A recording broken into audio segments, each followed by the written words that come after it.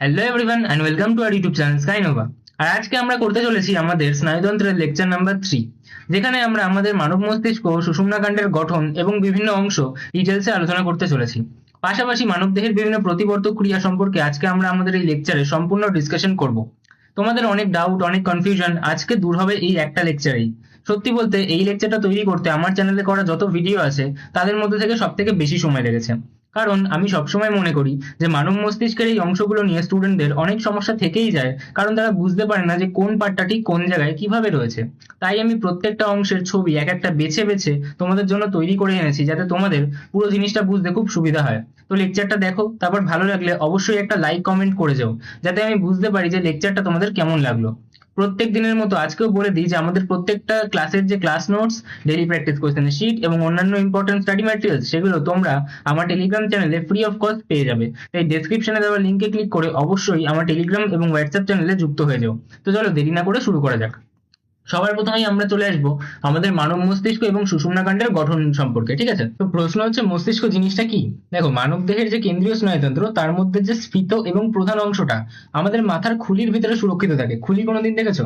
দেখো, এই যে আমরা এরকম কঙ্কাল দেখেছি না, এগুলোই হচ্ছে আমাদের খুলি। ঠিক আছে, এই যে খুলিগুলো, এর মধ্যে কি থাকবে? এখানে আমাদের ব্রেন থাকবে, যেটাকে আমরা বলে থাকি যে এই উপরের যে পোর্শনটা তাকে আমরা বলে থাকি ব্রেন বক্স। ঠিক আছে, তাছাড়া এখানে এর মধ্যে কি থাকবে? আমাদের চোখ থাকবে, এখানে নাক থাকবে, নিচে দাঁত থাকবে। ঠিক আছে, ফেসিয়াল বোনস গুলো থাকবে এদিকে। তো আমাদের এখন চিন্তা কোথায়? আমাদের চিন্তা হচ্ছে আমাদের মাথায় নিয়ে। তো এইটাকে কি বলবো? এই পোর্শনটাকে আমরা বলে থাকি হচ্ছে আমাদের ক্রেনিয়াম বা করোটি, যেটা আমাদের কি করে ব্রেনটাকে রাখে, তাই তো? তাহলে আমরা বলবো যে আমাদের এই খুলির ভিতরে, বা স্পেসিফিক্যালি বললে আমরা কি বলতে পারি, যে করোটির ভিতরে থাকবে আমাদের, করোটির ভিতরে। ঠিক আছে, তার ভিতরে কি থাকে? আমাদের এই যে ব্রেনটা রয়েছে, তাই তো? তাহলে এটা কি? এটা হচ্ছে আমাদের সেই ব্রেন, তাই তো? আচ্ছা, এর ভিতরে সুরক্ষিত থাকে এবং দেহের যাবতীয় যে কাজগুলো হয় সেগুলো সে কি নিয়ন্ত্রণ করে। তাহলে সেটাই কি? আমাদের মস্তিষ্ক। বোঝা গেল? এবার দেখো, আমরা যখন ভ্রূণ অবস্থায় থাকি তখন বেসিক্যালি কি হয়? আমাদের একটা শুক্রাণু আসে এবং তার সাথে একটা ডিম্বাণু মিলিত হয়। দুটো মিলিত হলে কি হয়? একটা সিঙ্গেল কোষ তৈরি হয়, যাকে আমরা বলি জাইগোট। এইবার ভাবো, ওই একটা কোষ থেকে আমাদের গোটা একটা কিন্তু জীবদেহ তৈরি হয়ে গেল। তার মানে ওই একটা কোষ ছিল, তার থেকে আমাদের হাত তৈরি হলো, পা তৈরি হলো, ভিতরে বিভিন্ন ইন্টারনাল অর্গানস তৈরি হলো। তাহলে কত কিছু হয়ে গেল, এত বড় একটা জীবদেহ তৈরি হয়ে গেল। ভাবতে পারছো? মাত্র একটা কোষ থেকে কিন্তু এত বড় একটা জীবদেহ তৈরি হয়ে গেল। তাহলে কি করে হলো সেটা আমরা কোষ বিভাজন, কোষ চক্র চ্যাপ্টারে পড়ি, তাই তো? কিন্তু আমাদের এই যে এত জিনিসগুলো তৈরি হলো, সেগুলো কি করে হয়? বেসিক্যালি আমাদের ভ্রূণ অবস্থায় আমাদের কিছু জার্ম লেয়ার্স থাকে। আমাদের এন্ডোডার্ম, মেসোডার্ম, একটোডার্ম। তার মধ্যে আমাদের একটোডার্ম থেকে কি হয়? আমাদের ব্রেন, স্পাইনাল কর্ড এগুলো তৈরি হয়। ঠিক আছে, তো আমাদের এটা বেশি কি ইম্পর্টেন্ট না, এটা কিন্তু তোমরা যখন 11-12 উঠবে তখন কিন্তু এটা তোমাদেরকে জিজ্ঞেস করা হবে যে কোথা থেকে তৈরি হয়। তো একটোডার্ম থেকে তৈরি হয়, আমি জাস্ট লিখে দিয়েছি। যাই হোক, অবস্থান আমাদের জন্য ইম্পর্টেন্ট কি? আমাদের মস্তিষ্ক মাথার খুলি বা করোটি, যেটা আমাদের ক্রেনিয়াম, তো ক্রেনিয়ামের মধ্যে থাকে। ঠিক আছে, ক্রেনিয়াম আমি কোন জায়গাটা দেখালাম? এই যে এই জায়গাটা, এর ভিতরে কি থাকে? আমাদের ব্রেনটা থাকে। ঠিক আছে, আচ্ছা, এবার এর গহ্বরে কিন্তু সুরক্ষিত থাকে। কাজ কি? দেহের সমস্ত ঐচ্ছিক, ভলেন্টারি, মানে যেটা আমরা ইচ্ছাতে করতে পারি। ঠিক আছে, যেমন তুমি আমার ক্লাস দেখছো, তোমার মনে হলো আমি ক্লাসটা বন্ধ করে এখন উঠে চলে যাবো, গিয়ে খেতে যাবো, তাহলে এটা তোমার ইচ্ছাতে তুমি করলে, তাহলে এটা একটা ঐচ্ছিক ক্রিয়া। আবার কিছু থাকে যেগুলো ইনভলেন্টারি অ্যাকশনস হয়, মানে যেটা তুমি নিজের থেকে কন্ট্রোল করতে পারবে না। যেমন দেখো, তোমার এখন শ্বাস প্রশ্বাস চলছে, তুমি তোমার এখন শরীরে কি, তোমার হার্টবিট চলেই যাচ্ছে, তা তুমি চাইলে বলতে পারবে যে দিল তো থোড়া কম ধড়াক, মানে তুমি তোমার যে হৃৎপিণ্ড তাকে বলছো যে তুই একটু কম এখন হার্টবিট কর, বা মানে ব্লাডটা কম পাম্প কর, বললে হবে? হবে না। তাহলে তোমার ব্রেন কিন্তু ওটা নিজের থেকে মানে কাজ করেই যাচ্ছে, তোমার কথাও শুনবে না। তাহলে তোমার ইচ্ছার উপর ডিপেন্ড করছে না ওই কাজটা। তাহলে কিছু কাজ থাকবে যেটা হবে তোমার ঐচ্ছিক। তোমার হাতে কেউ চিমটি কাটলো, তোমার ইচ্ছা হলো যে আমি তাকে ধাই করে একটা চড় মারবো, বা তোমার ইচ্ছা হলো যে আমি তাকে মাফ করে দেবো, তাহলে এটা তোমার ইচ্ছায় হবে। কিন্তু তুমি যে যদি মনে করো যে আমি আমার হার্টবিট, আমার ব্লাড সার্কুলেশন, আমার শ্বাস প্রশ্বাস, এগুলো আমি নিজের থেকে কন্ট্রোল করবো, পারবো না। তাহলে ওটা কি? ওটা হচ্ছে আমাদের অনৈচ্ছিক কাজ। ঠিক আছে, তাহলে এগুলো হচ্ছে আমাদের কিছু অনৈচ্ছিক ক্রিয়া, যেগুলো আমাদের কি ব্রেন কন্ট্রোল করে।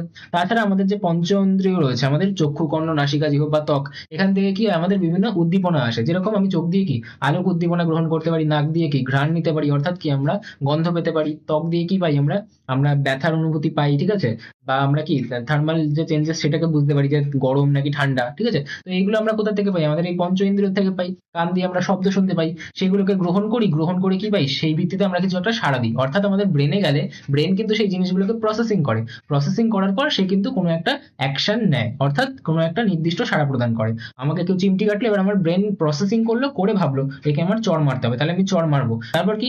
চিন্তা, বুদ্ধি, স্মৃতি, আবেগ, বিচার করার ক্ষমতা, সমস্ত কিছু কিন্তু আমাদের এই ব্রেনের উপরেই ডিপেন্ড করছে। ঠিক আছে, তাই জন্য তোমরা যদি কখনো বুদ্ধি না লাগাতে পারো, তখন কি বলা হয়? যে তোর তো ব্রেনই নেই। ঠিক আছে, তাই এরকম ভাবে বলা হয়। বোঝা গেল? তাহলে আশা করি এর দিয়ে ক্লিয়ার হয়েছে। এইবার আমরা যদি আমাদের ক্রেনিয়ামের কথা বলি, অর্থাৎ ব্রেন বক্স, অর্থাৎ যার মধ্যে আমাদের ব্রেন রয়েছে, তাহলে সেটা আমাদের এই কালারিং পোর্শনটা, যার মধ্যে কিন্তু আমাদের ব্রেনটা রয়েছে, অর্থাৎ এই যে আমাদের এর মধ্যে কিন্তু ব্রেন রয়েছে, ঠিক আছে। তাহলে এই আমাদের ব্রেন, সেই ব্রেনের বাইরে কিন্তু রয়েছে আমাদের কি এই ব্রেন বক্সটা, বোঝা গেল আমার কথাটা। তাহলে এই যে কঙ্কাল তন্ত্র, এটা কিসের মধ্যে আছে? এটা আমাদের কঙ্কাল তন্ত্রের মধ্যে আছে, এটা হাড়। তো হাড় আমাদের কিন্তু এখানে মোট 8টা আমাদের হাড় রয়েছে। কি কি? এর মধ্যে থেকে, এটা মনে রাখতে হবে না তোমাদের, এটা কিন্তু তোমাদের সিলেবাসে নেই, আমি ক্রস মেরে রাখছি, ঠিক আছে। কিন্তু আমি কেন বলছি সেটা আমি যখন সেরিব্রাম পড়াবো তখন তোমরা বুঝতে পারবে। দেখো আমাদের এই যে সামনে একটা হলুদ রঙের পোর্শনটা আছে, এখানে যে হাড়টা আমাদের থাকছে, যেটা আমাদের এই ক্রেনিয়ামটাকে তৈরি করছে, তো এই পোর্শনটাকে আমরা বলি কি ফ্রন্টাল বোন, ঠিক আছে। আচ্ছা, এই পার্টটা আমরা যেটা ব্লু কালার দিয়ে আছে এটাকে আমরা কি বলি প্যারাইটাল বোন, ঠিক আছে। এই যে পার্টটা আছে আমাদের কমলা কালার দিয়ে, তাকে আমরা কি বলি টেম্পোরাল বোন। আর এই যে গ্রিন কালার দিয়ে আছে এটাকে আমরা কি বলি, এটাকে বলি আমরা অক্সিপিটাল বোন, ঠিক আছে। এই 4টে বোনের নাম তোমরা স্পেসিফিক্যালি মনে রাখো, কারণ এই 4টে কিন্তু আমাদের পরে কাজে লাগবে, তাই আমি এটা তোমাদেরকে দেখাচ্ছি, না হলে কিন্তু এটা তোমাদের সিলেবাসে নেই। যে আমাদের যে মেনিনজেসের স্ট্রাকচার রয়েছে আমাদের, যেটা আমি একদম শেষে পড়াবো, কিন্তু ক্রেনিয়াম অর্থাৎ আমাদের খুলি বা করোটির স্ট্রাকচার কিন্তু আমাদের নেই, তাই এটা তোমাদের মনে রাখতে হবে না। কিন্তু কেন আমি দেখাচ্ছি একটু পরে বুঝতে পারবে, যখন আমি সেরিব্রাম পড়াবো, তাহলে তোমাদের বুঝতে খুব সুবিধা হবে, ঠিক আছে। আচ্ছা, বুঝতেই পারছো যে এটা একটা কি, এটা একটা মানুষ যার মুখটা কিন্তু এরকম ভাবে রয়েছে, ঠিক আছে। তার আমি খুলিটা দেখাচ্ছি, এটা একটা মানুষ যে এরকম ভাবে তাকিয়ে রয়েছে, তার আমি খুলিটাকে দেখাচ্ছি, ঠিক আছে। আচ্ছা, আমি মুছে দিলাম এখান থেকে এই মানুষটাকে। যাই হোক, আচ্ছা এবার আমি যদি বলি যে আমাদের মানুষের যে ব্রেন রয়েছে, এই ব্রেনের কতটা ওজন হতে পারে। দেখো জেনারেলি আমাদের যে মেয়েদের ব্রেন, সেই মেয়েদের ব্রেন আমাদের 1200 গ্রাম মতো হয়, ঠিক আছে, 1200 থেকে 1250 মতো। আর ছেলেদের ব্রেনটা একটু ভারী হয়, মানে ধরো ওটা প্রায় 1300 বা 1350, ঠিক আছে, বা আমাদের 1400 এরকম গ্রাম থাকে, ঠিক আছে, কোনো ফিক্সড ভ্যালু তো নেই। আমরা একটা অ্যাভারেজ বলি, তাহলে কত আমাদের 1.36 কেজি থেকে 1.4 কেজি মতো।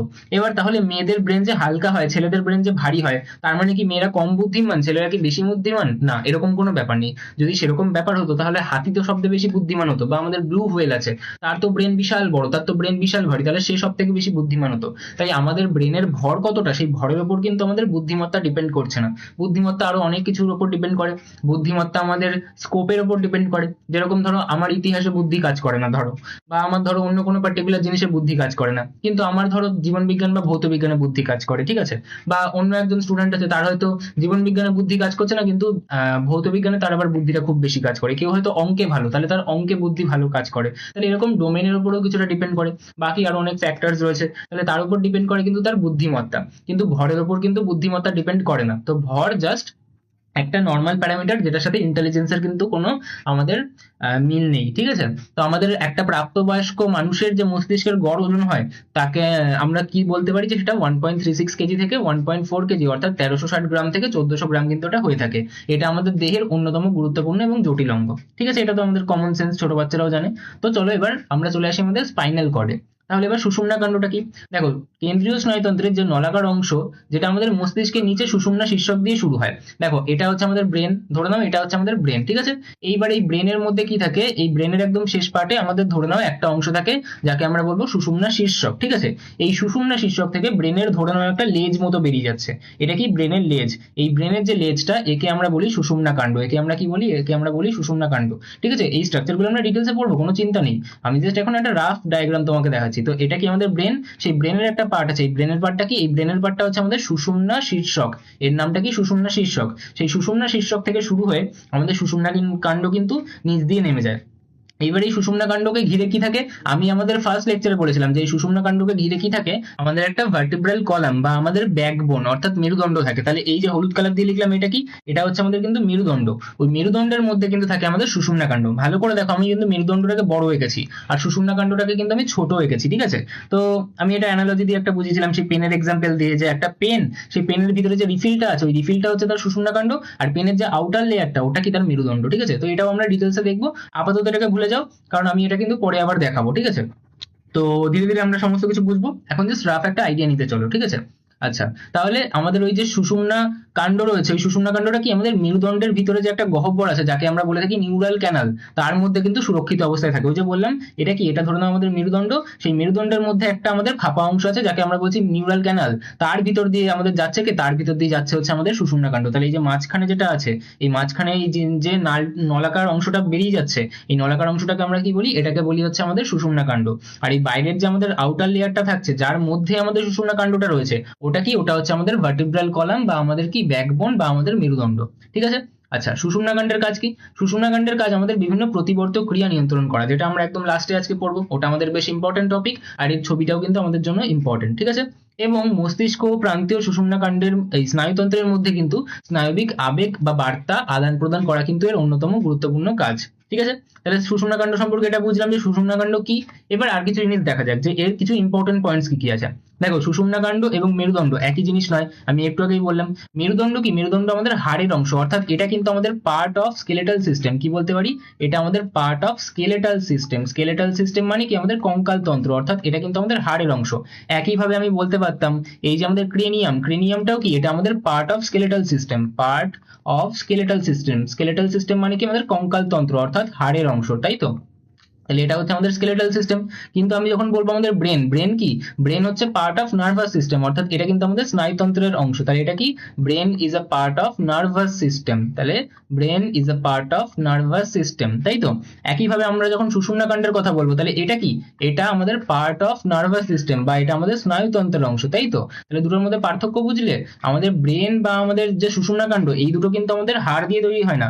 এরা হাড়ের একটা আউটার লেয়ারিং এর মধ্যে, বা হাড়ের একটা বলতে পারো খুলির মধ্যে বা খোলকের মধ্যে তারা কিন্তু থাকে, ঠিক আছে। তাহলে স্কেলেটাল সিস্টেমের মধ্যে কিন্তু আমাদের থাকছে সুষুম্নাকাণ্ড বা আমাদের কি? মস্তিষ্ক।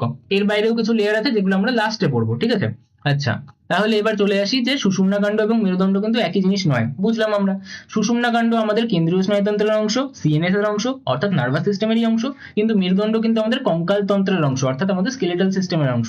মেরুদণ্ডের মধ্যে দিয়ে সুষুম্নাকাণ্ড সুরক্ষিত অবস্থায় মস্তিষ্ক থেকে লেজের মতো ঝুলতে থাকে। ওই যে বললাম মস্তিষ্ক থেকে কি একটা লেজের মতো ঝুলতে থাকে। দেখো, এই যে আমাদের পার্টটা, এই পার্টটা হচ্ছে আমাদের সুষুম্না শীর্ষক। তারপরে আমাদের যে পার্টটা চালু হচ্ছে, দেখো, তারপরে এই যে আমাদের এখান থেকে চালু হচ্ছে, এখান থেকে চালু হচ্ছে, চলছে চলছে, দেখো মস্তিষ্ক থেকে লেজের মতো বেরিয়ে ঠিক এই অবধি কিন্তু আমাদের চলে এসছে কি? আমাদের সুষুম্না শীর্ষক, এই সুষুম্না কাণ্ড, ঠিক আছে। এইবার দেখো, এই যে সুষুম্না কাণ্ড, এই সুষুম্না কাণ্ডটা চালু হলো এই সুষুম্না শীর্ষকের এখান থেকে, আর শেষ হলো কোন জায়গায়? এই জায়গায়। এইটা দেখো, আমাদের এই যে ভার্টিব্রাল কলাম আছে বা মেরুদণ্ড আছে, তার ঠিক দেখো অনেকগুলো ডিভিশন থাকে, যে ডিভিশনগুলো তোমাদের এখন জানতে হবে না। তার মধ্যে ভাবো একটা লাম্বার ডিভিশন আছে, যার মধ্যে দেখো এই যে আমাদের L1 শেষ হচ্ছে, এই যে আমাদের L2 শেষ হচ্ছে। ঠিক এই L1 এবং L2 এর মাঝামাঝি অংশতে গিয়ে বা L1 এর শেষ প্রান্তে গিয়ে বলতে পারো যে আমাদের সুষুম্না শীর্ষক কিন্তু থেমে যায়, ঠিক তাই তো? তাহলে এই যে আমাদের সুষুম্না কাণ্ডটা আছে, এই সুষুম্না কাণ্ডটা কি আমাদের পুরো মেরুদণ্ড জুড়ে থাকছে? না, সুষুম্নাকাণ্ড আমাদের মেরুদণ্ডের ঠিক প্রথম লাম্বার কশেরুকা অবধি কিন্তু বিস্তৃত থাকে। তাহলে কি বলবো? মস্তিষ্কের সুষুম্না শীর্ষকের পশ্চাৎ ভাগ থেকে শুরু হয়ে, এই যে আমাদের লাল কালার দিয়ে দেখেছিলাম সুষুম্না শীর্ষক, সেখান থেকে শুরু হয়ে আমাদের প্রথম লাম্বার কশেরুকা, প্রথম লাম্বার কশেরুকা কোনটা? এই দেখো L1 অবধি, ঠিক আছে। তাহলে এই অবধি কিন্তু আমাদের সুষুম্না কাণ্ডটা বিস্তৃত হয়, ঠিক আছে। এর দৈর্ঘ্য কত হয়? প্রায় 42 থেকে 45 সেন্টিমিটার কিন্তু হয়ে থাকে। अगेन আমরা যদি অ্যাভারেজ কাউন্ট করি, তাহলে একটা মেয়ের যে সুষুম্না কাণ্ডটা থাকে সেটা ছেলেদের থেকে হালকা শর্ট হয়। কেন হয় সেটা? আমাদের আমাদের ধরো ব্রেনের কথা আমি বলছিলাম, যে ব্রেন আমাদের ভারী হয় ছেলেদের ক্ষেত্রে অন অ্যান অ্যাভারেজ, ঠিক আছে। এটা অ্যাভারেজ ডেটার কথা বলা হচ্ছে। একদম যদি ইন্ডিভিজুয়ালি কম্পেয়ার করি, তাহলে দেখা যেতেই পারে যে কোনো একটা পার্টিকুলার মেয়ের কিন্তু মস্তিষ্কের ওজন আমাদের কোনো একটা পার্টিকুলার ছেলের থেকে বেশি হলো। কিন্তু আমরা যখন এই ডেটাটা বলছি, তখন সেটা একটা অ্যাভারেজ ডেটা বলছি, ঠিক আছে। তো কেন আমরা এরকম বলে থাকি? কারণ আমাদের এই যে সাইজটা হচ্ছে মস্তিষ্কের, বা মস্তিষ্কটা যে বড় হচ্ছে, কেন হচ্ছে? কারণ সেটা ডিপেন্ড করে যে তার মাসেল মাস কতটা আছে, ঠিক আছে। এবার আমরা জানি যে আমাদের যে ছেলেদের শরীরটা হয় সেটা পেশি বহুল হয়, তাদের মাসেল মাস তাহলে বেশি হবে। তাই তাদেরকে এই যে হোল বডিটা আছে সেটাকে কন্ট্রোল করার জন্য আমাদের যে ব্রেন, সেই ব্রেনটা কিন্তু একটু স্ট্রাকচারে বড় হয়ে থাকে, ঠিক আছে। এটা জাস্ট কিছুই নেই, এটা জাস্ট শরীরে একটা ব্যালেন্স ক্রিয়েট করার জন্য। যার শরীরটা একটু বড় সড়ো হবে, যার একটু পেশি বহুল দেহ হবে, তার মাথাটাও একটু বড় হবে, ঠিক আছে। তাই এখানে মাথা মোটারও কোনো ব্যাপার নেই, আবার বুদ্ধিমত্তারও কোনো ব্যাপার নেই, just it is a balance of the body, ঠিক আছে। আচ্ছা, এর ভিতরে ধূসর বস্তু এবং বাইরের দিকে শ্বেত বস্তু অবস্থিত। এবার ধূসর বস্তু শ্বেত বস্তু কি?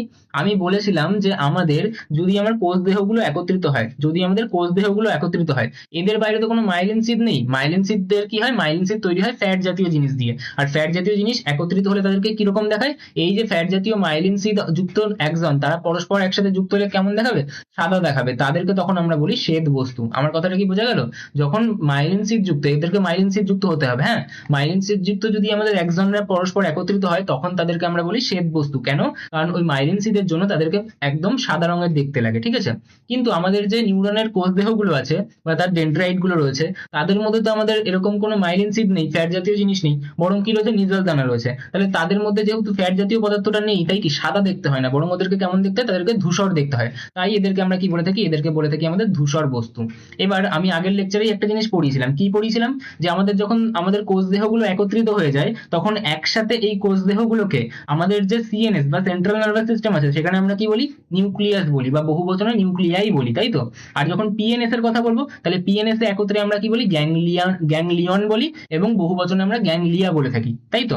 আর এই যে এক্সন গুলো আমাদের একত্রিত হয়েছে, এক্সন গুলো একত্রিত হয়ে গেলে আমরা পিএনএস এ কি বলি, স্নায়ুতন্তু বলি, আর সিএনএস এ কি বলি, আমরা ট্র্যাক্ট বলি, ঠিক আছে। তো এই যে আমাদের এই টার্মিনোলজি গুলো, সেগুলো আমরা আগেও শিখেছি, এত ডিটেলসে তোমাদের আদৌ কি লাগবে না, তাই আমি জাস্ট মুছে দিচ্ছি এই পার্টটা, ঠিক আছে। বাকি কেউ যদি ইন্টারেস্টেড থাকো তো আমি লিখে দিলাম, তোমরা তখন সাথে সাথে লিখে নিও, ঠিক আছে।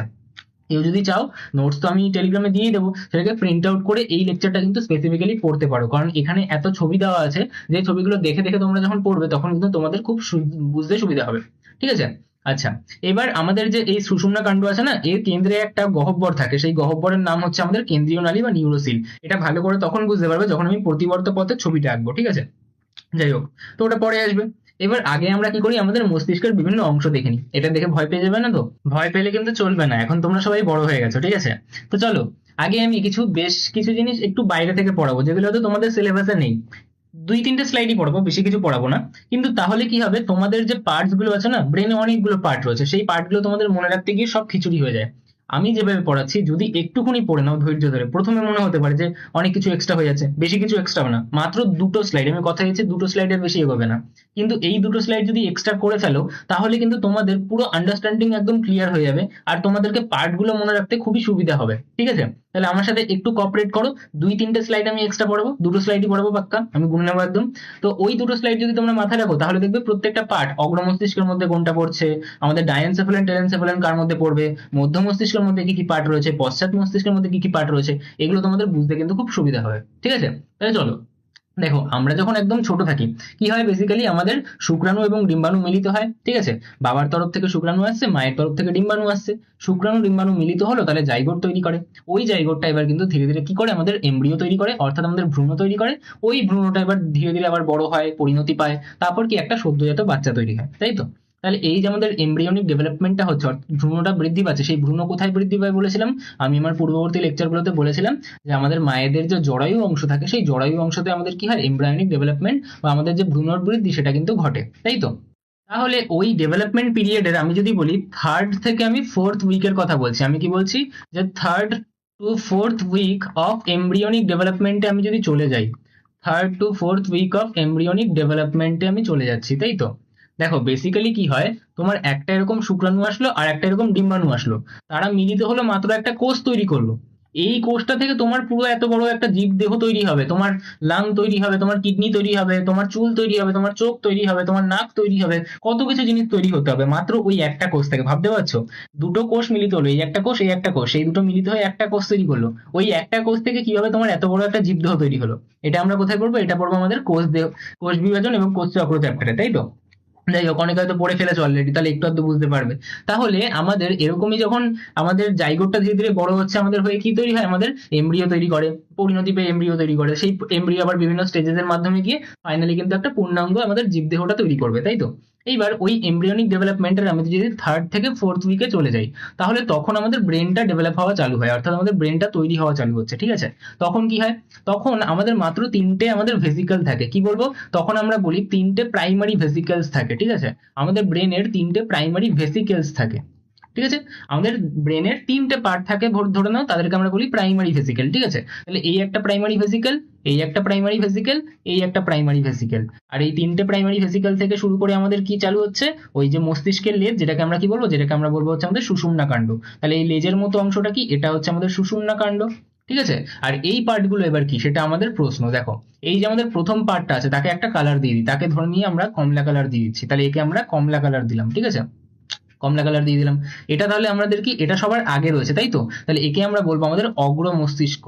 ঠিক আছে, একে আমরা কি বলবো, অগ্র মস্তিষ্ক। এই তিনটে পার্টি কি, এই যে 1 নম্বর ভেসিকেল, 2 নম্বর ভেসিকেল, 3 নম্বর ভেসিকেল, এই তিনটে ভেসিকেল আমাদের কি, এটা আমাদের মস্তিষ্ক তৈরি করছে। তাহলে আমাদের প্রথম যে ভেসিকেলটা আছে তার নাম আমরা কি দিচ্ছি, অগ্র মস্তিষ্ক, বা ইংরেজিতে একে আমরা কি বলবো, ইংরেজিতে একে আমরা বলবো ফোর ব্রেন, বা এর একটা নাম আছে যার নাম হচ্ছে প্রসেনসেফালন। কি বলবো, প্রসেনসেফালন, প্রসেনসেফালন। ঠিক আছে, তাহলে এই যে আমাদের এটা হয়ে গেল অগ্র মস্তিষ্ক। আচ্ছা, মাঝে যে থাকে তার নাম আমরা কি দিই, মাঝে যে থাকে তার নাম আমরা দিই মিসেন, তাই তো। তাহলে এটাকে আমরা কি বলবো, একে প্রথমত তো আমরা বলবো মধ্য মস্তিষ্ক, তাহলে একে কি বলবো, একে বলবো আমাদের মধ্য মস্তিষ্ক। এটা কি, এটা হচ্ছে আমাদের মধ্য মস্তিষ্ক, বা একে আমরা কি বলবো, একে বলবো হচ্ছে আমাদের মিড ব্রেন। ঠিক আছে, বা একে আমরা কি বলে থাকি, মিসেনসেফালন। তাহলে একে কি বলবো, একে বলবো আমাদের মিসেনসেফালন। ঠিক আছে, আচ্ছা এইবার আমাদের যে লাস্ট পড়ে রয়েছে, কি পড়ে রয়েছে, দেখো আমাদের পড়ে রয়েছে হচ্ছে কোন কালার দিই, এই কালারটা দিই। হ্যাঁ, আমাদের কি বলছি, লাস্ট যেটা পড়ে রয়েছে এটা আমাদের কি হবে তাহলে, অগ্র মধ্য পশ্চাৎ। তাহলে একে আমরা কি বলবো, একে বলবো হচ্ছে আমাদের পশ্চাৎ মস্তিষ্ক। দেখো আমি কিন্তু উপর থেকে নিচের দিকে ডিভাইড করছি, অনেকের ভ্রান্ত ধারণা থাকে যে আমাদের মুখ এরকম রয়েছে, আমাদের মাথা এরকম রয়েছে, তার বোধহয় এই সামনের দিকটা হচ্ছে আমাদের অগ্র মস্তিষ্ক, এটা মধ্য মস্তিষ্ক, আর এটা পশ্চাৎ মস্তিষ্ক। না, আমি কিন্তু উপর থেকে নিচের দিকে সবসময় ডিভাইড করি। মানে কেমন ভাবে ডিভাইড করি, দেখো এই যে আমাদের এইটা মাথাটা রয়েছে, তো এই মাথার আমাদের ওপরের দিকে থাকবে আমাদের অগ্র মস্তিষ্ক, এই একদম পিছনের দিকে থাকে হচ্ছে আমাদের মধ্য মস্তিষ্ক, তার নিচে থাকবে আমাদের পশ্চাৎ মস্তিষ্ক। এরকম ভাবে ডিভাইড করি, মানে এই ওপরে থাকলে আমাদের অগ্র মস্তিষ্ক, তার নিচে থাকে আমাদের মধ্য মস্তিষ্ক, তার নিচে থাকে হচ্ছে আমাদের পশ্চাৎ মস্তিষ্ক। এরকম ভাবে ওপর থেকে নিচে কিন্তু আমরা এই ডিভিশন গুলো করি। ঠিক আছে, আচ্ছা যাই হোক, তাহলে একদম এই যে নিচের পশ্চাৎ মস্তিষ্ক, এটাকে আমরা কি বলি, এটাকে আমরা বলে থাকি আমাদের হাইন্ড ব্রেন। এটাকে কি বলি, এটাকে আমরা ইংরেজিতে বলি আমাদের হাইন্ড ব্রেন, বা এরই নাম হচ্ছে আমাদের রম্বেনসেফালন। এর নাম কি, এর নাম হচ্ছে আমাদের রম্বেনসেফালন। ওকে, তাহলে এইটা হচ্ছে আমাদের, যখন আমাদের তিনটে প্রাইমারি ভেসিকল ছিল, আমাদের প্রথম ব্রেন তৈরি হলো। কোথা থেকে তৈরি হয়, আমাদের একটোডার্ম থেকে তৈরি হয়। একটোডার্ম কি, একটা জার্ম লেয়ার। ঠিক আছে, সেই জার্ম লেয়ার থেকে আমাদের ব্রেন তৈরি হলো। ব্রেনটা কিভাবে তৈরি হয়, তখন তিনটে প্রাইমারি ভেসিকল তৈরি হয় যখন আমরা আমাদের ভ্রূণ অবস্থায় আছি, কত, 3 নম্বর থেকে 4 নম্বর সপ্তাহের মধ্যে। এইবার ধীরে ধীরে কি হবে, এটা আমাদের বৃদ্ধি পাবে, পরিণতি পাবে, পেয়ে কি হয়, এটা আরো ফার্দার ডিভাইড হয়। ঠিক আছে, মানে আরো কিছু ডিভিশন তৈরি হয় এর মধ্যে। তখন আমরা দেখবো যে তখন আমাদের 5টা ভেসিকল তৈরি হয়ে যায়, যাদেরকে আমরা বলে থাকি আমাদের সেকেন্ডারি ভেসিকল। তাহলে এখন কি হবে, আমাদের 5টা সেকেন্ডারি ভেসিকলস তৈরি হয়ে যাবে। ঠিক আছে, এটা কখন হয়, এটা মোটামুটি আমাদের 5th উইক অফ এমব্রিয়নিক ডেভেলপমেন্টের থেকেই চালু হয়ে যায়। তাহলে আমাদের যেই আমাদের 3 নম্বর 4 নম্বর পেরিয়ে 3-4 আমাদের তৈরি হয়েছে, এবার ধীরে ধীরে 1-1.5 সপ্তাহ যেতে না যেতেই আমাদের 5th উইকে যখন এমব্রিয়নিক ডেভেলপমেন্টটা হবে, তখন ওই এক একটা ভেসিকেল আবার আমাদের ফার্দার ডিভাইড করে যাবে এবং বৃদ্ধি পাবে। ঠিক আছে, তাহলে আমাদের যে প্রথম ভেসিকেলটা ছিল না, প্রথম ভেসিকেলটা কি ছিল, আমাদের অগ্র মস্তিষ্ক। ওই অগ্র মস্তিষ্ক দুটো ভাগে ভাগ হয়ে যাবে। এইটা হচ্ছে আমাদের অগ্র মস্তিষ্ক, সে কি হলো, আমাদের দুটো ভাগে ভাগ হয়ে গেল। এইটা কি, এটা হচ্ছে আমাদের অগ্র মস্তিষ্ক, যাকে আমরা কি দিয়েছিলাম, কমলা কালার দিয়েছিলাম। তাহলে কমলা কালার দিয়ে এটাকে মার্ক করে দিই, এটা কি, এটা হচ্ছে আমাদের অগ্র মস্তিষ্ক। ঠিক আছে, এটা অগ্র মস্তিষ্ক, যেটা কিন্তু আমি এরকম ভাবে মার্ক করে দিলাম। কিন্তু আমাদের যে মধ্য মস্তিষ্ক না, এটা আমাদের অগ্র মস্তিষ্ক হয়ে গেল। অগ্র মস্তিষ্কের এটা আমাদের ফার্স্ট ভেসিক্যাল হয়ে গেল, এটা সেকেন্ড ভেসিক্যাল হয়ে গেল। তারপর থাকছে আমাদের অগ্র মস্তিষ্ক। অগ্র মস্তিষ্কের কিন্তু বৃদ্ধি হয়, কিন্তু এর কিন্তু কোনো ডিভিশন হয় না নতুন করে। মানে এ কিন্তু আমাদের, আচ্ছা ডিভিশন মানে এখানে কোনো, আমি ওরকম ভাবে ডিভিশন বলছি না, আমি বলতে চাইছি যে এর আবার নতুন নতুন ভাগ তৈরি হয়ে যাচ্ছে। ঠিক আছে, তাহলে এর কিন্তু নতুন কোনো ভাগ তৈরি হচ্ছে না। তাহলে আমি এটাকে যে কালার দিয়ে দেখেছিলাম, হলুদ কালার, সে কালার দিয়ে দেখিয়ে দিলাম, আর বললাম যে এটা কিন্তু ওর মতোই থাকলো, মানে আমাদের মধ্য মস্তিষ্কের মতো একটা ভাগই থাকলো। কিন্তু আমাদের যে পশ্চাৎ মস্তিষ্ক, তারও কিন্তু আবার দুটো ভাগ হয়ে গেল। তাহলে এই একটা ভাগ হলো, এই আর একটা ভাগ হয়ে গেল। তাহলে আমাদের 4 এবং 5, তাহলে আমাদের মোট 5টা কি আমাদের ভেসিকল দাঁড়ালো। তাহলে এই হয়ে গেল কি, এটা দাঁড়ালো আমাদের 5টা ভেসিকল। কোন কালার নিয়েছিলাম, এই কালার নিয়েছিলাম, সেই কালারটা কিন্তু আমি করে দিই। তাহলে এখন আমাদের অগ্র মস্তিষ্ক কোনটা, দেখো ভালো করে ভেবে বলো। আচ্ছা, আর এর নিচে আমাদের যেরকম সুষুম্না কাণ্ড ছিল, তাহলে এর নিচ থেকে আমাদের সুষুম্না কাণ্ড কিন্তু চলবে। ঠিক আছে, তাহলে এইটা কি, এটা হচ্ছে আমাদের সুষুম্না কাণ্ড। তো এটা আমাদের সুষুম্না কাণ্ড। কিন্তু আমাদের কি চেঞ্জ হয়ে গেল, দেখো আমাদের এই দুটো মিলে কি, এই দুটো মিলে হচ্ছে আমাদের অগ্র মস্তিষ্ক। তাহলে এই দুটো মিলে কি, এই দুটো মিলে আমাদের অগ্র মস্তিষ্ক। এইটা কি, এটা হচ্ছে আমাদের মধ্য মস্তিষ্ক। তাহলে এটা কি, এটা হচ্ছে আমাদের মধ্য মস্তিষ্ক। আর এই দুটো কি, এই দুটো হচ্ছে আমাদের এখন পশ্চাৎ মস্তিষ্ক, তাই তো।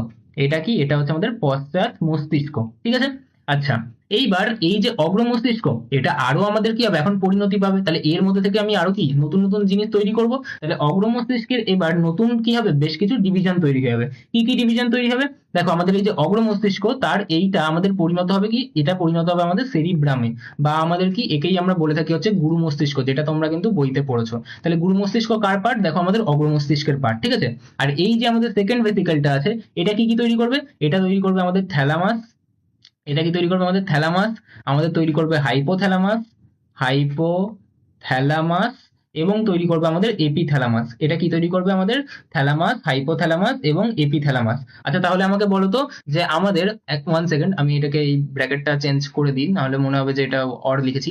যাই হোক, তাহলে আমাদের বলো তো যে আমাদের যে অগ্র মস্তিষ্ক আছে, এই যে আমাদের অগ্র মস্তিষ্ক, এই অগ্র মস্তিষ্কের কটা পার্ট? আমাদের সেরিব্রাম বা আমাদের গুরু মস্তিষ্ক, আমাদের থ্যালামাস, হাইপোথ্যালামাস, এপিথ্যালামাস। তার মানে বুঝতে পারলাম যে আমাদের অগ্র মস্তিষ্কের কটা পার্ট? অগ্র মস্তিষ্কের তাহলে আমরা বলতে পারি গুরু মস্তিষ্ক, থ্যালামাস, হাইপোথ্যালামাস, এপিথ্যালামাস। এটাই একটু পরে লিখবো আমরা।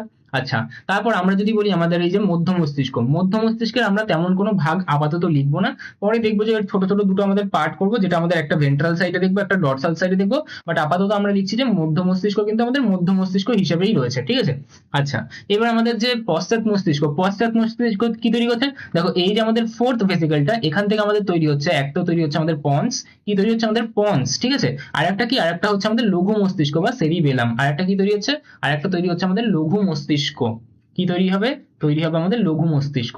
আর এই যে আমাদের ফিফথ ভেসিকল, এখান থেকে কি তৈরি হবে? এখান থেকে তৈরি হবে হচ্ছে আমাদের মেডালা অবলঙ্গাটা। কি তৈরি হবে? মেডালা অবলঙ্গাটা, বা যেটাকে তোমরা কি পড়েছিল, সুষুম্না শীর্ষক নামে কিন্তু জানো হয়তো অনেকে, তাই তো। তাহলে এইটা হয়ে গেল কি আমাদের মোট ভাগ। তাহলে আমরা কি বলতে পারি যে আমাদের এই যে পশ্চাৎ মস্তিষ্ক, তার ভাগ কি? তার ভাগ হচ্ছে আমাদের পন্স এবং মেডালা অবলঙ্গটা। এবার মনে করে দেখো, যদি কেউ পড়ে থাকো, তাহলে আমরা পন্স এবং মেডালা অবলঙ্গটা কিন্তু পড়েছিলাম আমাদের পশ্চাৎ মস্তিষ্কের ভাগ।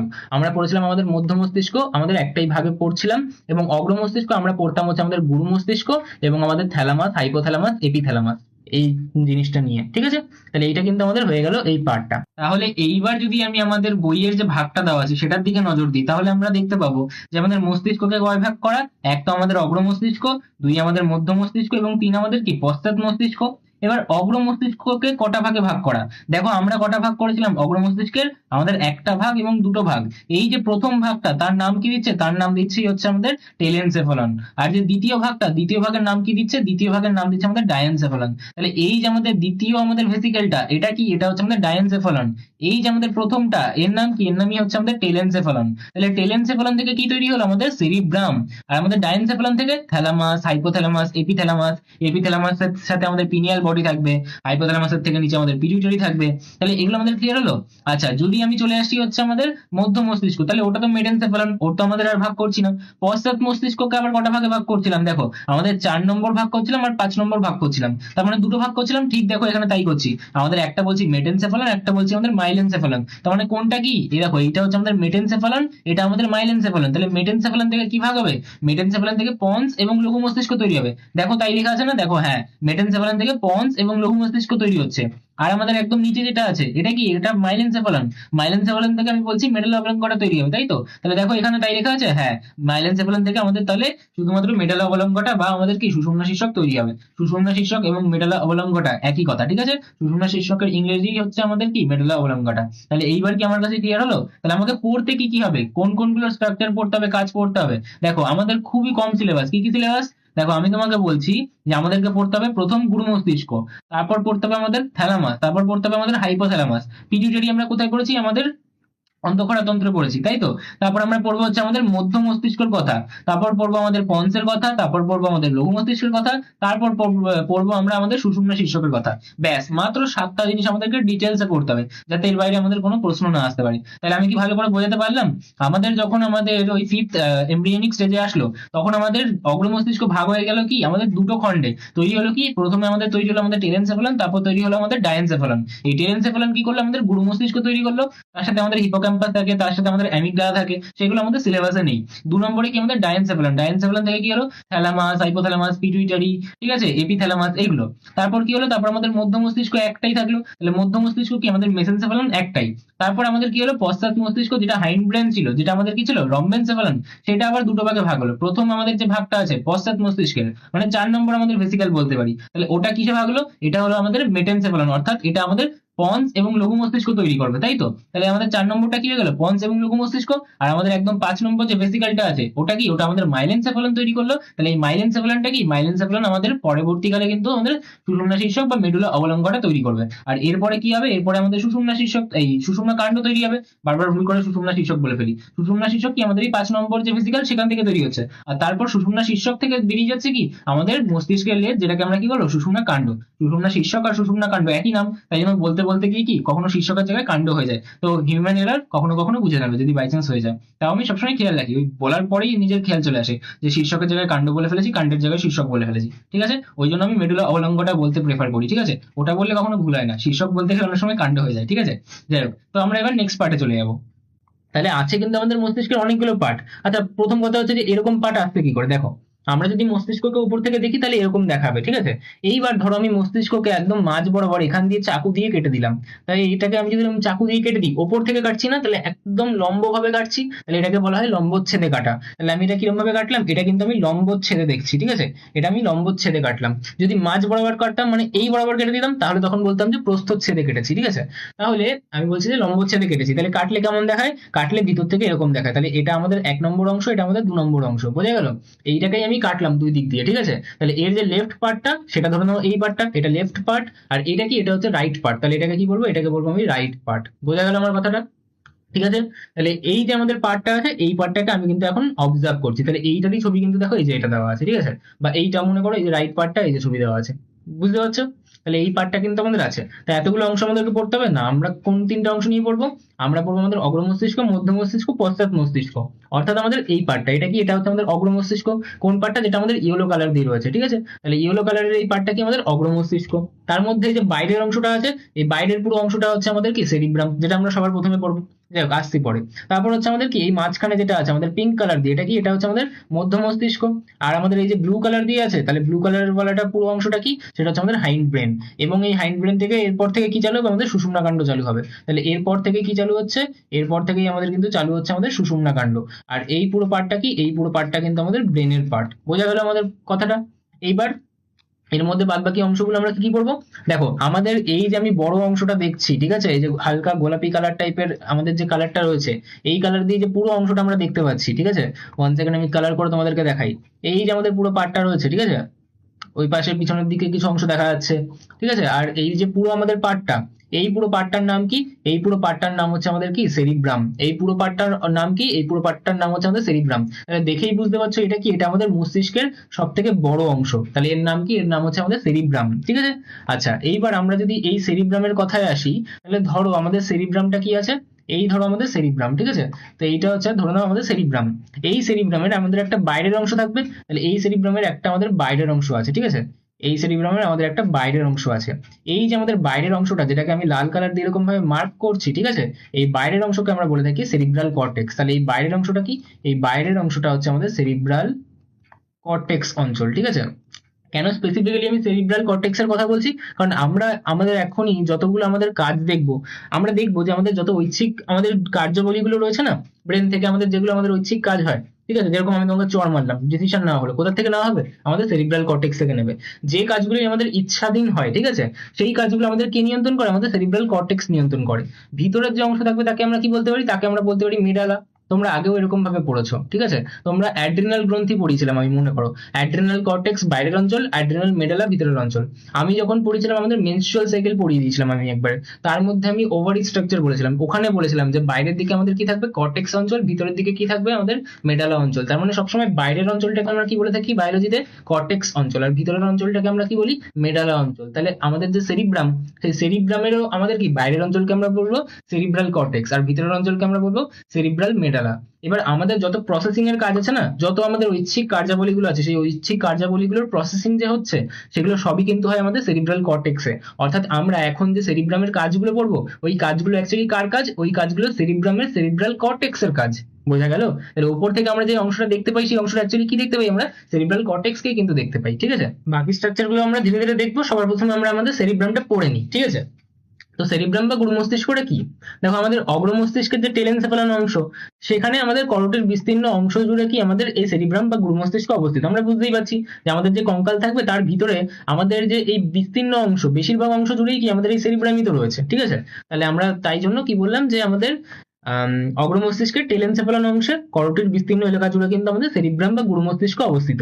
এইবার আমরা যদি আমাদের সেরিব্রাল কর্টেক্স এর কথা বলি, সেরিব্রাল কর্টেক্সটা কি? বাইরের অংশটা হচ্ছে আমাদের সেরিব্রাল কর্টেক্স, আর ভেতরের অংশকে কি বলবো তাহলে? সেরিব্রাল মেডালা, ঠিক আছে? তো এই সেরিব্রাল কর্টেক্স মূলত আমাদের ধূসর বস্তু দিয়ে তৈরি। ধূসর বস্তুটা কি? দেখো আমরা বলেছি অলরেডি যে আমাদেরকে অনেকগুলো সেল বডিজ পরস্পর যুক্ত হয়ে যাচ্ছে। এই যে সেল বডির কালেকশন, এই সেল বডির কালেকশনকে আমরা কি বলি? একে আমরা বলি হচ্ছে আমাদের গ্রে ম্যাটার। আর আমাদের এই যে আমাদের মাইলিন যুক্ত যদি একজন হয়ে থাকে, এরা যদি মাইলিন যুক্ত একজন হয়ে থাকে, তাহলে এরা কি তৈরি করবে? তাহলে এরা তৈরি করবে আমাদের হোয়াইট ম্যাটার বা আমাদের কি শ্বেত বস্তু, ঠিক আছে? তাহলে এই যে আমি বলছি কি সেরিব্রাল কর্টেক্স, সেটা কিন্তু আমাদের ধূসর বস্তু দিয়ে তৈরি, ঠিক আছে? তো ধূসর বস্তু মানে কি? এর মধ্যে সেল বডিজ রয়েছে, আর সেল বডিজ থাকলে কি করতে পারবে? প্রসেসিং করতে পারবে। তাই জন্য আমি কি বলছিলাম যে আমাদের এই যে আমাদের সেরিব্রাল কর্টেক্স, এখানেই কিন্তু সমস্ত প্রসেসিং গুলো হয়। সেরিব্রাল মেডালায় কিন্তু হয় না, কারণ মেডালায় কি থাকছে? আমাদের হোয়াইট ম্যাটার, অর্থাৎ ওখানে আমাদের এক্সনস গুলো রয়েছে, ঠিক আছে? এক্সনস গুলো কি করছে? তাহলে বার্তা কিন্তু আনার কাজ করছে, বরং যোগাযোগের কাজ করছে। কিন্তু আমাদের যে প্রসেসিং হবে সেটা কখন হবে? যখন আমাদের কোষ দেহগুলো থাকবে। তো কোষ দেহগুলো কোথায় আছে? কোষ দেহগুলো আছে কিন্তু আমাদের সেরিব্রাল কর্টেক্স রিজনে, ঠিক আছে? আচ্ছা, বলছে যে আমাদের ধূসর বস্তু দিয়ে গঠিত এবং মস্তিষ্কের প্রধান কার্যকরী অংশ। ওই যে বললাম যে আমাদের সেরিব্রাল কর্টেক্সটাই কিন্তু আমাদের মেন ফাংশনাল এরিয়া, যেখানে আমাদের উচ্চতর মানসিক কার্যাবলী হয়। এখানে সংজ্ঞাবহ, চেষ্টীয়, সহযোগী সব রকমের কিন্তু আমাদের কার্যকরী অঞ্চলগুলো থাকে, যেখানে আমাদের অনুভূতি প্রকাশ থেকে শুরু করে স্মৃতি, বুদ্ধি, চিন্তা ভাবনা, সংবেদ বিশ্লেষণ, অর্থাৎ বাইরে থেকে যেটা আসছে সেটাকে আমি বিশ্লেষণ করছি এবং তারপর একটা তার ভিত্তিতে আমি নির্দেশ তৈরি করছি যে কি আমাকে কিভাবে সাড়াটা দিতে হবে, ঠিক আছে? সেই সাড়াটা আমি এবার কি করবো? তাহলে মোটর নার্ভসের মাধ্যমে ঐচ্ছিক পেশির কাছে পাঠিয়ে দেবো। তাহলে ঐচ্ছিক পেশির কাছে পাঠিয়ে দিলাম, এবার সেই ভিত্তিতে সে কিন্তু ঐচ্ছিক পেশিটা সঞ্চালন করতে পারলো। বোঝা গেল? তাহলে বাইরে থেকে আমাদের যে সংবেদটা আসছে সেটার প্রসেসিং হচ্ছে কোথায়? সেটার প্রসেসিং হচ্ছে আমাদের সেরিব্রাল কর্টেক্স এর কাছে, ঠিক আছে? এইবার আমাদের এই যে সেরিব্রামটা আছে, এই সেরিব্রামটা কি আমাদের ডান এবং বাম দুটো গোলার্ধে বিভক্ত। ওই যে আমরা দেখছিলাম না যে ওপর থেকে আমি এটাকে কাটলাম, তাহলে এটা কি? এটা হচ্ছে আমাদের লেফট সাইড, এটা কি? এটা হচ্ছে আমাদের ধরো রাইট সাইড। এইবার আমি যখন এটাকে ভাগ ভাগ করলাম, তাহলে দেখো এইটা আমাদের কি একটা সেরিব্রাম, আর এইটা কি আমাদের আরেকটা সেরিব্রাম। তাহলে সেরিব্রাম এরকম ভাবে কি দুটো আলাদা আমাদের গোলার্ধে বিভক্ত, ঠিক আছে? এটা আমাদের প্রথম আমাদের বাদিকের গোলার্ধ, আর এটা কি আমাদের ডান দিককার গোলার্ধ। এই দুটো গোলার্ধ পরস্পর যুক্ত থাকে কি এই সাদা অংশটার দ্বারা, ঠিক আছে? এই যে সাদা অংশটা আছে, এই সাদা অংশটার নাম হচ্ছে কর্পাস ক্যালোসাম। এই কর্পাস ক্যালোসাম এই দুটো গোলার্ধকে পরস্পর একসাথে রাখে। আমি তো এখন এটাকে কেটেছি বলে এই দুটো আলাদা আলাদা আছে, কিন্তু এই দুটো কি একসাথে থেকে এরকম ভাবে দেখায়, ঠিক আছে? তাহলে এই যে দুটো একসাথে আছে, এর মাঝখানে নিশ্চয়ই কি ওই যে কর্পাস ক্যালোসাম, সেই কর্পাস ক্যালোসাম এই দুটোকে একসাথে রাখে, ঠিক আছে? এবার আমি যদি কাটি তাহলে কি এটা আমাদের লেফট, তাহলে এটাকে কি বলবো? এটাকে আমি বলবো লেফট সেরিব্রাল হেমিস্ফিয়ার। কি বলবো? সেরিব্রাল হেমিস্ফিয়ার, সেরিব্রাল হেমিস্ফিয়ার, ঠিক আছে? আর আমাদের এই যে ডান দিককার জিনিসটা আছে, এটাকে আমি কি বলবো? এটাকে বলবো আমাদের right cerebral hemisphere, cerebral hemisphere, ঠিক আছে? তাহলে আমি কি বুঝতে পারলাম যে আমাদের যে সেরিব্রাম আছে সেটা দুটো গোলার্ধে বিভক্ত। আমাদের বাদিককার যে গোলার্ধ তার নামটা আমি কি বলবো? লেফট সেরিব্রাল হেমিস্ফিয়ার, আর ডান দিককার যে গোলার্ধ তাকে আমরা কি বলবো? Right cerebral hemisphere. বোঝা গেল? আর এই দুটো আমাদের গোলার্ধকে যুক্ত করেছে কে পরস্পর? এই যে মাঝখানে সাদা অংশটা, সেটাকে আমরা কি বলবো? Corpus callosum. আরো ভালো করে দেখাই, এই যে আমাদের কর্পাস ক্যালোসাম রয়েছে, ঠিক আছে? এই কর্পাস ক্যালোসাম কি করে? এটা আমাদের কি? এটা ধরে নাও আমাদের, এটা হচ্ছে আমাদের এদিকে তাকাচ্ছি, তাহলে এটা হচ্ছে আমাদের রাইট, তাহলে এটা হচ্ছে আমাদের রাইট সাইডের রাইট লোব, ঠিক আছে? বা বলতে পারি রাইট সেরিব্রাল হেমিস্ফিয়ার বলতে পারি, ঠিক আছে? তো এই যে আমাদের রাইট সাইডের যে লোবটা আছে তার মধ্যে এটা আমাদের রাইট সেরিব্রাল হেমিস্ফিয়ার, তার সাথে ডান আমাদের বাম দিককার যে সেরিব্রাল হেমিস্ফিয়ারটা আছে তাকে যুক্ত করে রাখবে কে? তাকে যুক্ত করে রাখবে এই কর্পাস ক্যালোসাম। আমি কি ভেবে এরকম বাম ডান বললাম? দেখো এই দিকটায় আমাদের কি আছে? এই যে চুলের খোপার মতো দেখতে, এটা হচ্ছে আমাদের কি লঘু মস্তিষ্ক। লঘু মস্তিষ্ক কোন দিকে থাকে? পিছনের দিকে থাকে। তার মানে এটা পিছনের দিক, এটা সামনের দিক। তার মানে মানুষটা কেমন ভাবে তাকিয়ে আছে? মানুষটা তাহলে এইভাবে তাকিয়ে আছে, তাই তো? তাহলে এর আমাদের কি হবে? ভালো করে ভেবে দেখো, এই দিকটা ডান দিক হবে আর এই দিকটা কিন্তু বাম দিক হবে। তুমি ওই দিকটায় তাকাও, তাকিয়ে দেখো তোমার ডান দিক ওইদিকে পড়বে, বাম দিকে দিকে পড়বে। তাই আমি বললাম যে এটা কিন্তু কোন লোব? এটা আমাদের রাইট লোব, ঠিক আছে? এতটা ভেবে চিন্তে কিন্তু আমি অ্যান্সারটা দিলাম। বোঝা গেল? আচ্ছা, আর এইটা যেটা বললাম এটা বেশ ভালো একটা ট্রিক, ঠিক আছে? যখনই দেখবে আমাদের লঘু মস্তিষ্ক আছে এই দিকটায়, তার মানে কি এই দিকটায় আমাদের পিছন আর এই দিকটাই কি আমাদের সামনের দিক, ঠিক আছে? আর লঘু মস্তিষ্ক পিছনের দিকে থাকে, সামনের দিকে না, ঠিক আছে? আচ্ছা, এবার তাহলে আমরা যেটা পড়ছিলাম সেটা কি আমাদের গুরু মস্তিষ্ক, তাই তো? তাহলে গুরু মস্তিষ্কের গোলার্ধদ্বয় কি হয়? আমাদের কর্পাস ক্যালোসাম নামক স্নায়ু যোজক দিয়ে কিন্তু যুক্ত থাকে। এক একটা গোলার্ধকে আমরা কি বলি? গোলার্ধকে বলি হচ্ছে আমাদের সেরিব্রাল হেমিস্ফিয়ার। কি বলি? একে আমরা বলি সেরিব্রাল হেমিস্ফিয়ার, ঠিক আছে? তাহলে এক একটা গোলার্ধ হচ্ছে এক একটা সেরিব্রাল হেমিস্ফিয়ার। দুটো গোলার্ধ পরস্পর যুক্ত থাকে কর্পাস ক্যালোসাম দিয়ে। এবার গুরু মস্তিষ্কে অসংখ্য ভাঁজ এবং খাঁজ কিন্তু আমাদের তৈরি হয়। যেরকম এই ধরো আমাদের একটা কি সেরিব্রাল হেমিস্ফিয়ার, দেখো এখানে আমাদের বেশ কিছু এলিভেশন দেখতে পাচ্ছি, মানে ভাঁজ খেয়ে যাচ্ছে এরা, তাই তো? এই যে ভাঁজগুলো খেয়ে যে উঁচু উঁচু জায়গাগুলো তৈরি হচ্ছে, এদেরকে আমরা কি বলি? এদেরকে আমরা বলি হচ্ছে আমাদের ভাঁজ অর্থাৎ জাইরাস। আর দেখো এদের মাঝখানে আমাদের কি এরকম ভাবে এই যে ভিতরে কি ডিপ্রেশন তৈরি হচ্ছে কিছু। ডিপ্রেশন মানে কি? ডিপ্রেশনে চলে যাওয়া। ডিপ্রেশন মানে হচ্ছে এলিভেশনের বিপরীত। কিভাবে বোঝাই? মানে খাজ, মানে ভিতরে ঢুকে যাচ্ছে যে অঞ্চলগুলো। তাহলে এই যে আমাদের ভিতরে ঢুকে যাচ্ছে যে অঞ্চলগুলো, দেখো এই অঞ্চলটা ঢুকে গেছে, দেখো এই অংশটা ঢুকে গেছে, তাহলে এই যে ভিতরে যে ঢুকে গেছে এদেরকে বলি আমরা সালকাই বা সালকাস, ঠিক আছে? এক বচনে সালকাস, বহু বচনে সালকাই। আর এই যে আমাদের এলিভেশন পয়েন্ট গুলো আছে, মানে যেগুলো উঠে উঠে আছে ভাঁজ খেয়ে, তাহলে এদেরকে আমরা বলি হচ্ছে গাইরাস বা গাইরাই, ঠিক আছে? গাইরাস এক বচনে, গাইরাই বহু বচনে, ঠিক আছে? তাহলে এই যে ওঠা জায়গাগুলো তাদেরকে আমরা বলি গাইরাস, আর এই যে ভিতরে যে ভাঁজ খেয়ে চলে খাজ তৈরি হয়ে গেছে এক একটা, তাদেরকে আমরা বলি হচ্ছে সালকাই, ঠিক আছে? তো এটা হচ্ছে আমাদের মেন জিনিস, ঠিক আছে? এটা কি? এটা দেখো আবার এই দিকটা আমাদের কি? এই দিকটা হচ্ছে আমাদের, এখানে রয়েছে আমাদের সেই খোপার মতো অংশ, অর্থাৎ আমাদের লঘু মস্তিষ্ক। তার মানে এটা পিছনের দিক, তাহলে এটা কি সামনের দিক, তার মানে ওই দিকে তাকিয়ে আছে। তাহলে মানুষটা কেমন দেখতে? মানুষটা এখন এরকম দেখতে, ঠিক আছে? তার কান এদিকে, তার মাথা এদিকে। তার মানে তার কি? তার এদিকটা হচ্ছে বাম দিক আর এদিকটা হচ্ছে ডান দিক। তার মানে এটা কি? এটা হচ্ছে আমাদের লেফট লোব। তাহলে এটাকে কি বলতে পারি? এটা কিন্তু আমাদের লেফট লোবের ছবি। আমার ট্রিকটা বুঝতে পারলে? ঠিক আছে, এরকম ট্রিক গুলো তোমাদের অ্যাপটিটিউডে কাজে লাগবে যখন তোমরা কলেজে উঠবে, যদি ইঞ্জিনিয়ারিং কলেজে পড়ো বা আর কি রেলওয়ে বা অন্য কোনো সরকারি এক্সামিনেশনের জন্য প্রিপেয়ার করো, তখন এরকম দিক নির্ণয়ের কোয়েশ্চেন আসে। যাই হোক, তারপর কি? তারপর লেখা আছে যে এটা মস্তিষ্কের সবচেয়ে বড় অংশ। হ্যাঁ, দেখেই আমরা বুঝতে পারি যে এটা সব থেকে বড় অংশ। আচ্ছা, এবার এর কিন্তু আমরা অনেকগুলো লোব বানাতে পারি, মানে এই যে আমাদের সেরিব্রামটা আছে, এই সেরিব্রামের অনেকগুলো লোব থাকে। এইবার বুঝবে যে আমি কেন ওই জায়গাটায় বলেছিলাম যে আমরা কিন্তু এর খুলিটা সম্পর্কে একটু জানতে চাই। দেখো আমি বলেছিলাম যে এই যে খুলির এই হাড়টা, এটার নাম কি? ফ্রন্টাল বোন, তাই তো?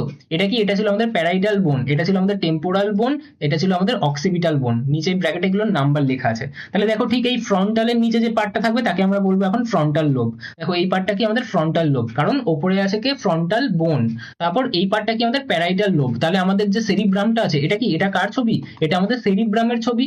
যেটুকু তুমি এখন কালারিং দেখছো, সেরিব্রাম, BRUM। তাহলে এই যে সেরিব্রাম কালারিং দেখছো, তাহলে তার আমি চারটে ভাগ করছি। একটা কি? আমাদের ফ্রন্টাল লোব, একটা প্যারাইটাল লোব, এই পিছনের দিকে কি থাকবে? আমাদের অক্সিপিটাল লোব, আর সামনের দিকে কি থাকবে? আমাদের টেম্পোরাল লোব। এই নামগুলো এরকম কেন দিলাম? এই যে কালারিং জায়গাটা, সেটা হচ্ছে আমাদের সেরিব্রাম। নিচের এই পার্টগুলো কিন্তু অন্য পার্ট, এর মধ্যে আমাদের মধ্য মস্তিষ্ক, পশ্চাৎ মস্তিষ্ক আসবে। আমাদের উপরের কালারিং পার্টটা কি? আমাদের সেরিব্রাম বা গুরু মস্তিষ্ক। তার আমাদের চারটে পার্ট দাঁড়ালো, একটা হচ্ছে ফ্রন্টাল লোব, একটা প্যারাইটাল লোব, একটা অক্সিপিটাল লোব, একটা টেম্পোরাল লোব। নামগুলো কোথা থেকে আসছে? ওদের যে উপরে যে করোটির বোনগুলো রয়েছে, ওই বোনগুলোর নাম থেকে কিন্তু এদের নামটা তৈরি করা হলো। বোঝা গেল? আচ্ছা, আমাদের সেরিব্রামের মধ্যে অনেক এরিয়া থাকে, ঠিক আছে? Association area, auditory area, Broca's area তোমাদের প্রান্তিকের বইতে দেওয়া আছে। গাস্টেটরি এরিয়া থাকে, মোটর এরিয়া থাকে, অলফ্যাক্টরি এরিয়া থাকে, প্রিমোটর এরিয়া থাকে, সাইলেন্ট এরিয়া থাকে, সোমাস্থেটিক এরিয়া থাকে, ভিজুয়াল এরিয়া থাকে, ওয়েনরিক্স এরিয়া থাকে, যেটা তোমাদের প্রান্তিকের বইতে দেওয়া আছে। তো এই দুটো তোমাদের প্রান্তিকের বইতে দেওয়া আছে। এখানে অনেক এরিয়া আছে, তাদের অনেক কাজ আছে। এত কি তোমাদের এই ক্লাসে লাগবে? এই ক্লাসে লাগবে না, আমি জাস্ট এটা এনেছি, তাহলে কেউ যদি পড়তে চাও তাহলে কেউ পড়তে পারো। বাকি এটা কিন্তু তোমাদের সিলেবাসে আসবে না। যদি পরীক্ষায় তোমাদের বই রেকমেন্ড করা থাকে স্কুলে যে আমাদের প্রান্তিক পড়ানো হচ্ছে, তাহলে হয়তো তোমাদের ব্রোকাজ এরিয়া এবং ওয়েনরিক্স এরিয়া থেকে আমাদের কোয়েশ্চেন আসতে পারে। ব্রোকাজ এরিয়া কি করে? আমাদের কথা বলতে নিয়ন্ত্রণ করে, ঠিক আছে? তাহলে আমরা কথা বলতে পারবো কিনা সেটা ডিপেন্ড করছে আমাদের ব্রোকাজ এরিয়া থেকে। আর ওয়েনরিক্স এরিয়া কি? আমাদের ভাষা বোঝা, মানে সামনের জন যেটা বলছে সেটা আমি বুঝতে পারবো কিনা, সেটা ডিপেন্ড করছে কিন্তু আমাদের ওয়েনরিক্স এরিয়ার মধ্যে, ঠিক আছে? বাকি এখানে অনেকগুলো এরিয়া রয়েছে, তোমরা চাইলে পড়তে পারো, কিন্তু এগুলো মনে রাখার চেষ্টা করো না, কারণ ফালতু কেন মনে রাখতে হবে? এখন এগুলো মেমোরাইজেশনের জিনিস। যদি কনসেপচুয়াল জিনিস হতো তাহলেও বলতাম যে বুঝে নাও বা কিছু একটা, বাট এগুলো মেমোরাইজেশনের জিনিস, তো এগুলো কেন ফালতু মনে রাখতে হবে? ইতিহাস ভূগোল পড়ো, ওর থেকে কাজে দেবে, কারণ ওটা তো তোমাদের পরীক্ষায় আসবে না। এখন তো এটা পড়ে তুমি নিট দিতে যাচ্ছ না বা অন্য কোনো পরীক্ষা দিতে যাচ্ছ না, তাহলে আপাতত এই জিনিসগুলো মনে রাখার দরকার নেই। যদি মনে রাখতে চাও তাহলে শুধু এই দুটো মনে রাখো, কারণ তোমাদের প্রান্তিকের বইতে দেওয়া আছে। বোঝা গেল আমার কথাটা? তাহলে চলো, আমাদের সেরিব্রাম কমপ্লিট হয়ে গেছে। এবার চলে আসবো আমাদের থ্যালামাসের কথায়, ঠিক আছে? থ্যালামাস কেমন দেখতে হয়? দেখো থ্যালামাস আমাদের এই যে, এটা কি? এটা ধরো তোমার দিকে তাকিয়ে আছে, তাই তো? তাহলে তুমি ওই দিকটায় দেখো, মানে তুমি ঘুরে যাও পুরো প্রপার, তাহলে দেখবে এটা কোন সাইড হচ্ছে। এটা তাহলে আমি যদি এদিকে ঘুরি, তাহলে এটা হচ্ছে আমাদের লেফট সাইড। তাহলে এই সাইডটা কিন্তু আমাদের লেফট সাইড, আর এই সাইডটা কিন্তু আমাদের রাইট সাইড, ঠিক আছে? এর হাতটা কি? এদিকটা ডান হাত, এদিকটায় বাম হাত, ঠিক আছে? তুমি ওইদিকে ঘুরে তাকাও, তাহলে দেখবে, বুঝতে পারবে, ঠিক আছে? আবার এই দেখো এদিকে তাকিয়ে আছে, তাহলে এর ওই সাইডটা কিন্তু আমাদের রাইট সাইড, আর এইদিকে আমি যেটা দেখতে পাচ্ছি সেটা কিন্তু আমাদের লেফট সাইড, ঠিক আছে? তো যাই হোক, এই রাইট লেফট নিয়ে কিন্তু গুলিয়ে তোমার কোনো চিন্তা নেই যে রাইট লেফট আমি যদি ভুল লিখি তাহলে কোনো যায় আসবে কিনা। তুমি বায়োলজি পড়ছো, ঠিক আছে? কোনো যায় আসবে না, ঠিক আছে? কারণ তোমাকে জিজ্ঞাসাও করবে না যে এটা বাম না ডান, ঠিক আছে? যাই হোক, আমি শুধু বলতে চাইছি কি, এটা দেখো কেমন দেখতে, এটা কেমন একটা ডিমের মতো দেখতে না? তাহলে এই দেখো একটা অংশ, এটা কটা করে থাকে? দুটো থাকে, দেখো দুটো আমাদের কিন্তু আছে দুই পার্টে, ঠিক আছে? তাহলে আমি কি বলবো, আমাদের যে থ্যালামাস, এটা কি? অগ্র মস্তিষ্কের ডায়েনসেফালান, সরি এটা টেলেনসেফালান ডায়ানসেফালন হবে, না সরি থ্যালামাস ডায়ানসেফালন। তাহলে অগ্রমস্তিষ্কের ডায়ানসেফালন অংশে সেরিব্রামের ঠিক নিচের দিকে থাকে। তাহলে আমাদের অগ্রমস্তিষ্কের যে সেরিব্রাম ছিল, সেই সেরিব্রামের নিচের দিকে আমাদের ডায়ানসেফালন থাকে। তাহলে এটা কি আমাদের থ্যালামাস। এর কাজটা কি? এর কাজটা দেখো রিলে স্টেশনের মতো। আমি বলেছিলাম রিলে স্টেশনের এক্সাম্পল কিসের সাহায্যে দিয়েছিলাম? জাংশনের সাহায্যে দিয়েছিলাম, তাই তো? জাংশন মানে ধরো বারাসাত জাংশন, শিয়ালদা জাংশন। তাহলে ওই জাংশনে এসে গিয়ে অনেকগুলো ট্রেন অনেক দিকে যেতে পারে, তার মানে ওখান থেকে বাকি ট্রেনগুলো যেতে পারছে আলাদা আলাদা জায়গায়। তেমনি ভাবে আমাদের এখানে থ্যালামাস কি করছে? রিলে স্টেশন হিসেবে কাজ করছে। কি? ধরো আমাদের চোখ থেকে কিছু সেন্সর আসছে, ধরো আমাদের স্কিন থেকে কোনো সেন্সর আসছে, তাহলে বিভিন্ন ধরনের যে সংবেদী আমাদের অঙ্গগুলো আছে, অর্থাৎ গ্রাহক অঙ্গগুলো আছে, সেখান থেকে আমাদের উদ্দীপনাগুলো আসছে, এসে কি ডিরেক্টলি আমাদের সেরিব্রাল কর্টেক্সে চলে যাচ্ছে? না, ওরা কিন্তু ডিরেক্টলি আমাদের ব্রেনের ভিতরে চলে যাচ্ছে না পুরোপুরি। কি করছে? ধরো আমাদের এখানে কি আছে? আমাদের থ্যালামাস, আর ওপরে রয়েছে কি? ওপরে রয়েছে হচ্ছে আমাদের সেরিব্রাম, ঠিক আছে? এখানে রয়েছে আমাদের সেরিব্রাম, সেরিব্রাম। এইবার এই যে আমাদের থ্যালামাস, এই থ্যালামাসের কাছে ওগুলো আসছে। এবার থ্যালামাস ওই বার্তাটা এদের কাছে পৌঁছাচ্ছে, আবার সেরিব্রাম বলছে যে এই বার্তাটা পাঠিয়ে দে। তাহলে সেরিব্রামের কাছ থেকে আমাদের সাড়া চলে আসছে, সেই সাড়াটা আবার কিন্তু নার্ভের মাধ্যমে আমাদের থ্যালামাস পাঠিয়ে দিচ্ছে আমাদের কারক অঙ্গে। তার মানে আমাদের এই যে আমাদের থ্যালামাস, সে কিন্তু একটা রিলে স্টেশনের মতো কাজ করছে, একটা জাংশনের মতো কাজ করছে। যে আগে থ্যালামাসের কাছে আসো, তারপর থ্যালামাস ডিসাইড করবে যে আমাদের কোন পার্টে কাকে পাঠাবো। আমাদের যখন দর্শনের আমাদের উদ্দীপনা আসবে, তাহলে আমাদের দর্শনের উদ্দীপনা দর্শনের জায়গাতে পাঠাতে হবে সেরিব্রামের মধ্যে। আবার আমাদের ধরো পেইনের রিসেপ্টর আছে, তাহলে পেইন রিসেপ্টর আমাদের সেটাকে অ্যানালাইজ করার জন্য অন্য জায়গা আছে, তার কাছে পাঠাতে হবে। তাহলে এই কোন জায়গায় কাকে পাঠাবো, সেই কাজগুলো হচ্ছে কোথা থেকে? সেই কাজগুলো হচ্ছে কিন্তু আমাদের থ্যালামাসে এসে। তাহলে থ্যালামাস সেই রিলে স্টেশনের কাজ করে, যেখানে এসে কিন্তু তারপর ফার্দার সেই উদ্দীপনাগুলো আলাদা আলাদা জায়গায় যায় আমাদের সেরিব্রামের কাছে, ঠিক আছে? তাহলে আমাদের সংবেদী গ্রাহক থেকে আমাদের আসা উদ্দীপনা সেরিব্রামে পাঠায় কিন্তু আমাদের থ্যালামাস, ডিরেক্টলি কিন্তু ওগুলো সেরিব্রামের কাছে চলে যায় না। এবং নির্দেশ পেশিতে পাঠাতেও কিন্তু সাহায্য করে। যখন তাদের কাছে আমি পাঠাচ্ছি, তারপর সেরিব্রাম যখন বলবে যে আমি এই কাজটা করতে বলছি, তাহলে ওটাও কিন্তু আমাদের থ্যালামাসের কাছে আসবে। তারপর থ্যালামাস কিন্তু আমাদের কি করবে? আমাদের যে কারক অঙ্গ আছে, কারক অঙ্গের কাছে সেই বার্তাটা পৌঁছে দেবে, ফলে কারক অঙ্গ কিন্তু সেই কাজটা করতে পারবে। বোঝা গেল? তাছাড়া আমাদের ব্যক্তিত্ব, সামাজিক আচরণ, আবেগ নিয়ন্ত্রণ করতেও কিন্তু আমাদের থ্যালামাসের ভূমিকা আছে। ইম্পর্টেন্ট পয়েন্ট কি? আমি দেখালাম যে এটা কি ডিম্বাকার দেখতে, ধূসর রঙের হয়, এবং মস্তিষ্কের তৃতীয় নিলয়ের দুপাশে একটি করে মোট দুটো কিন্তু অবস্থিত হয়। ডায়ানসেফালন অংশের প্রায় 80% কিন্তু আমাদের থ্যালামাস হয়। ভাবো যে এটা আমাদের ডায়ানসেফালন, ঠিক আছে? ডায়ানসেফালনকে নিজের একটা ঘর মনে করো। এই ডায়ানসেফালনের একদম যে ছাদ রয়েছে, সেই ছাদের অল্প একটু অংশ কি হয়? ডায়ানসেফালনের যদি ছাদ আমি ভাবি, ডায়ানসেফালনটা আমাদের ঘর, সেই ডায়ানসেফালনের ছাদের অল্প অংশ হচ্ছে কি? সেটা হচ্ছে আমাদের এপিথ্যালামাস। এপি মানে কি? এপি মানে হচ্ছে ওপরে, তাহলে থ্যালামাসের উপরে আছে, সেটা হচ্ছে কি? আমাদের এপিথ্যালামাস। আচ্ছা, থ্যালামাসের নিচে যে থাকবে, তাহলে সেটা কি? সেটা হচ্ছে আমাদের ফ্লোর। যে আমাদের যে ডায়ানসেফালন, তার মেঝে থেকে থাকবে, মেঝেতে থাকবে হচ্ছে আমাদের হাইপোথ্যালামাস, ঠিক আছে? মেঝেতে থাকবে আমাদের থ্যালামাস, ঠিক আছে? আর আমাদের ঘরটা কি? ঘরের যে দেয়ালগুলো, তাকে ভাবো তুমি থ্যালামাস, ঠিক আছে? তাহলে থ্যালামাসের উপরে থাকবে আমাদের এপিথ্যালামাস, থ্যালামাসের নিচে থাকবে আমাদের হাইপোথ্যালামাস। বোঝা গেল?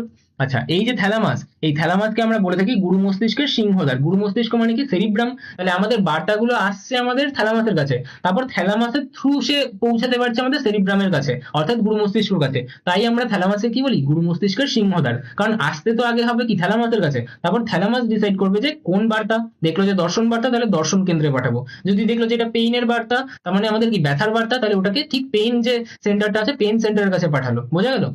তাহলে বিভিন্ন প্রসেসিং সেন্টারের কাছে আমাদের গুরু মস্তিষ্কের কাছে পাঠাচ্ছে কি? আমাদের থ্যালামাস কিন্তু পাঠাচ্ছে। তাহলে তাই জন্য থ্যালামাসকে আমরা কি বলি? গুরু মস্তিষ্কের সিংহদ্বার। অর্থাৎ আগে আমাকে থ্যালামাসে আসতে হবে, তারপর আমি কিন্তু সেই বার্তাটা গুরু মস্তিষ্কের কাছে পৌঁছাতে পারবো। বোঝা গেল? কারণ শরীর থেকে আগত প্রায় সমস্ত সংবেদকে এ গ্রহণ করে এবং সেগুলোকে সেরিব্রাল কর্টেক্সে কিন্তু প্রেরণ করে থাকে। বোঝা গেল? তাহলে আশা করি এই ছবিটা দেখেও ক্লিয়ার হয়ে গেছে যে আমাদের থ্যালামাস কিভাবে থাকে। এবার চলে আসি আমাদের হাইপোথ্যালামাসের কথায়। তাহলে এই যে কি, এটা আমাদের ধরে নাও আমাদের থ্যালামাসটা দেখাচ্ছি আমি বড় করে। এই যে এখানে কি, এই যে আমাদের থ্যালামাস, এই থ্যালামাসটাকে আমি বড় করে দেখাচ্ছি। আর থ্যালামাসের নিচের যে এই অঞ্চলটা আছে, এই অঞ্চলটাই দেখো, এই যে অঞ্চলটা আমি বড় করে দেখালাম এখন। বুঝতে পারছো? এই যে অঞ্চলটা, এই অঞ্চলটা, এই যে অঞ্চলটা, ঠিক আছে? সেটাকে আমি বড় করে দেখাচ্ছি। তাহলে বড় করে দেখালে এরকম দেখাবে। তাহলে এবার ভালো করে দেখো, ওপরে রয়েছে কি? আমাদের থ্যালামাস। থ্যালামাসের নিচে কি আছে? নিচে রয়েছে আমাদের হাইপোথ্যালামাস। হাইপো মানে কি? নিচে, তাই কি থ্যালামাসের নিচে হাইপোথ্যালামাস, ঠিক আছে? ডায়ানসেফালনের নিচের অংশে বা আমাদের থ্যালামাসের নিচের অংশে কিন্তু আমাদের কে থাকছে? হাইপোথ্যালামাস থাকছে, ঠিক আছে? এর কাজটা কি? এর কাজটা খুব ইম্পর্টেন্ট, পরীক্ষায় আসতে পারে। দেহের তাপমাত্রা নিয়ন্ত্রণ করে, অর্থাৎ থার্মোস্ট্যাট হিসেবে কিন্তু এক আচরণ করে, ঠিক আছে? হাইপোথ্যালামাস কি করে? আমাদের দেহের তাপমাত্রাটাকে নিয়ন্ত্রণ করে, অর্থাৎ আমাদের যে দেহের তাপমাত্রা, সেটাকে অ্যাভারেজ কিন্তু প্রায় 37°C মেনটেন করে চলে, ঠিক আছে? আমাদের শরীরের তাপমাত্রা কি কখনো বেশি বা কম হয়ে যায়? হয় না। কেন হয় না? কারণ আমাদের হাইপোথ্যালামাস কিন্তু আমাদের পারিপার্শ্বিক যে পরিবেশ, সেই পরিবেশের সাপেক্ষে আমাদের যাই হয়ে যাক, আমাদের শরীরের তাপমাত্রাকে কিন্তু কনস্ট্যান্ট রাখে, ঠিক আছে? তাহলে সেইটা হচ্ছে আমাদের, মানে ধরো তুমি একদম শীতকালীন পরিবেশে গেছো, তুমি হিমালয়ে উঠে গেছো, তাহলে কি বাইরের পরিবেশের জন্য তোমার ভিতরের তাপমাত্রা কমে গিয়ে তোমার রক্ত বরফ হয়ে যায়? বাইরে জল বরফ হয়ে যাচ্ছে, তোমার রক্ত কি বরফ হয়ে যাচ্ছে না? কেন? কারণ তোমার শরীরের ভিতরে কিন্তু তাপমাত্রা নিয়ন্ত্রিত থাকছে। তোমার শরীরের ভিতরে তাপমাত্রাটা সেই 36 থেকে 37 ডিগ্রি সেলসিয়াসই থাকছে। তাহলে অন অ্যান অ্যাভারেজ আমাদের শরীরের তাপমাত্রা বাইরে যাই থাকুক না কেন, 37 ডিগ্রি রাখার কাজ কিন্তু আমাদের কার? আমাদের হাইপোথ্যালামাসের। তাছাড়া আমাদের এখানে কি থাকে? আমাদের যে ক্ষুধা, তৃষ্ণা, রাগ, ভয়, ভালোবাসা ইত্যাদি আবেগ নিয়ন্ত্রণ করার বিভিন্ন সেন্টার। তাহলে আমাদের হাইপোথ্যালামাস কি করে? আমাদের ক্ষুধা, তৃষ্ণা, রাগ, ভয়, ভালোবাসা ইত্যাদি আবেগ কিন্তু নিয়ন্ত্রণ করে থাকে, এবং বিভিন্ন হরমোন ক্ষরণ করে থাকে। আমরা পড়েছিলাম কি কি হরমোন ক্ষরণ করে আমাদের? বিভিন্ন রিলিজিং হরমোন, বিভিন্ন ইনহিবিটিং টাইপ হরমোন, এবং আমরা কি কি পড়েছিলাম যে আমাদের অক্সিটোসিন এবং ভেসোপ্রেসিন, এই দুটো হরমোন কিন্তু এ তৈরি করে পাঠিয়ে দেয় পশ্চাৎ মস্তিষ্ক, কি বলছি, পশ্চাৎ পিটুইটারি আছে, সেই পশ্চাৎ পিটুইটারি থেকে কিন্তু সেটা ক্ষরণ হয়। ঠিক আছে, যাই হোক, পড়াতে পড়াতে পাগল হয়ে গেছি। যাই হোক, তাছাড়া কি আমাদের যে এএনএস রয়েছে, এএনএস মানে কি? আমাদের যে স্বয়ংক্রিয় স্নায়ুতন্ত্র ছিল, সেই এএনএস এর মধ্যে আমাদের সমবেদী পরাবেদী উভয়ই কিন্তু নিয়ন্ত্রণ করে আমাদের হাইপোথ্যালামাস। বোঝা গেল আমার কথাটা? তাহলে এইগুলো কিন্তু আমাদের ছিল কি বেশ কিছু ইম্পর্টেন্ট জিনিস আমাদের হাইপোথ্যালামাসের জন্য। তাহলে এখান থেকে আরো ভালো করে দেখে নিই যে এইটা কি, এটা হচ্ছে আমাদের কি থ্যালামাস, থ্যালামাসের নিচে কি আছে? এইটা হচ্ছে আমাদের হাইপোথ্যালামাস। বোঝা গেল আমার কথাটা? আচ্ছা, আচ্ছা, আর একটা জিনিস কি, আর একটা জিনিস হচ্ছে এই জিনিসটা কি ছিল? এটা ছিল আমাদের কর্পাস ক্যালোসাম। তাহলে এটার নাম কি? এটার নাম হচ্ছে আমাদের কর্পাস ক্যালোসাম। ঠিক আছে, আর এই যে উপরের যে অংশটা আছে, এই যে আমাদের কি থ্যালামাস, থ্যালামাসের উপরে কি থাকবে? থ্যালামাসের উপরে থাকবে আমাদের thala M U S, thalamus, M U S, শুধু এখানে একটা এস লিখতে হবে, এস কাটা পড়ে গেছে। ঠিক আছে, তাহলে এখানে কি হবে? এপিথ্যালামাস। তাহলে উপরে কে থাকবে? উপরে থাকবে এপিথ্যালামাস, নিচে কে থাকবে? হাইপোথ্যালামাস। হাইপো মানে নিচে, এপি মানে উপরে। বোঝা গেল? এবারে এপিথ্যালামাসের কাজ কি? দেখো, এপিথ্যালামাস থেকে কি হয়? এখান থেকে আমাদের একটা পিনিয়াল বডি ঝোলে, আর কিছু না। এখানে আমাদের একটা পিনিয়াল বডি ঝোলে, যে পিনিয়াল বডি একটা হরমোন ক্ষরণ করে। কি হরমোন ক্ষরণ করে?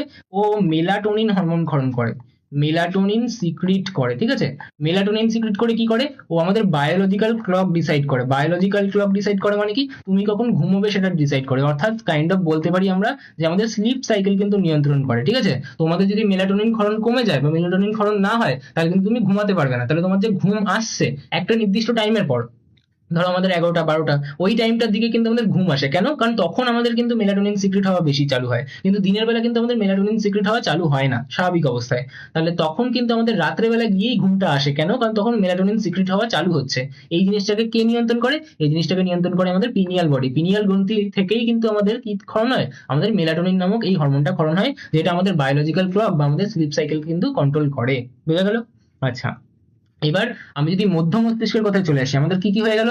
আমাদের প্রথমে হয়ে গেল আমাদের অগ্র মস্তিষ্কের মধ্যে আমাদের গুরু মস্তিষ্ক, অর্থাৎ আমাদের সেরিব্রাম। সেরিব্রামের মধ্যে জানলাম যে বাইরের যে অংশ কর্টেক্স, সেটাই কিন্তু আমাদের মেন কাজ করে।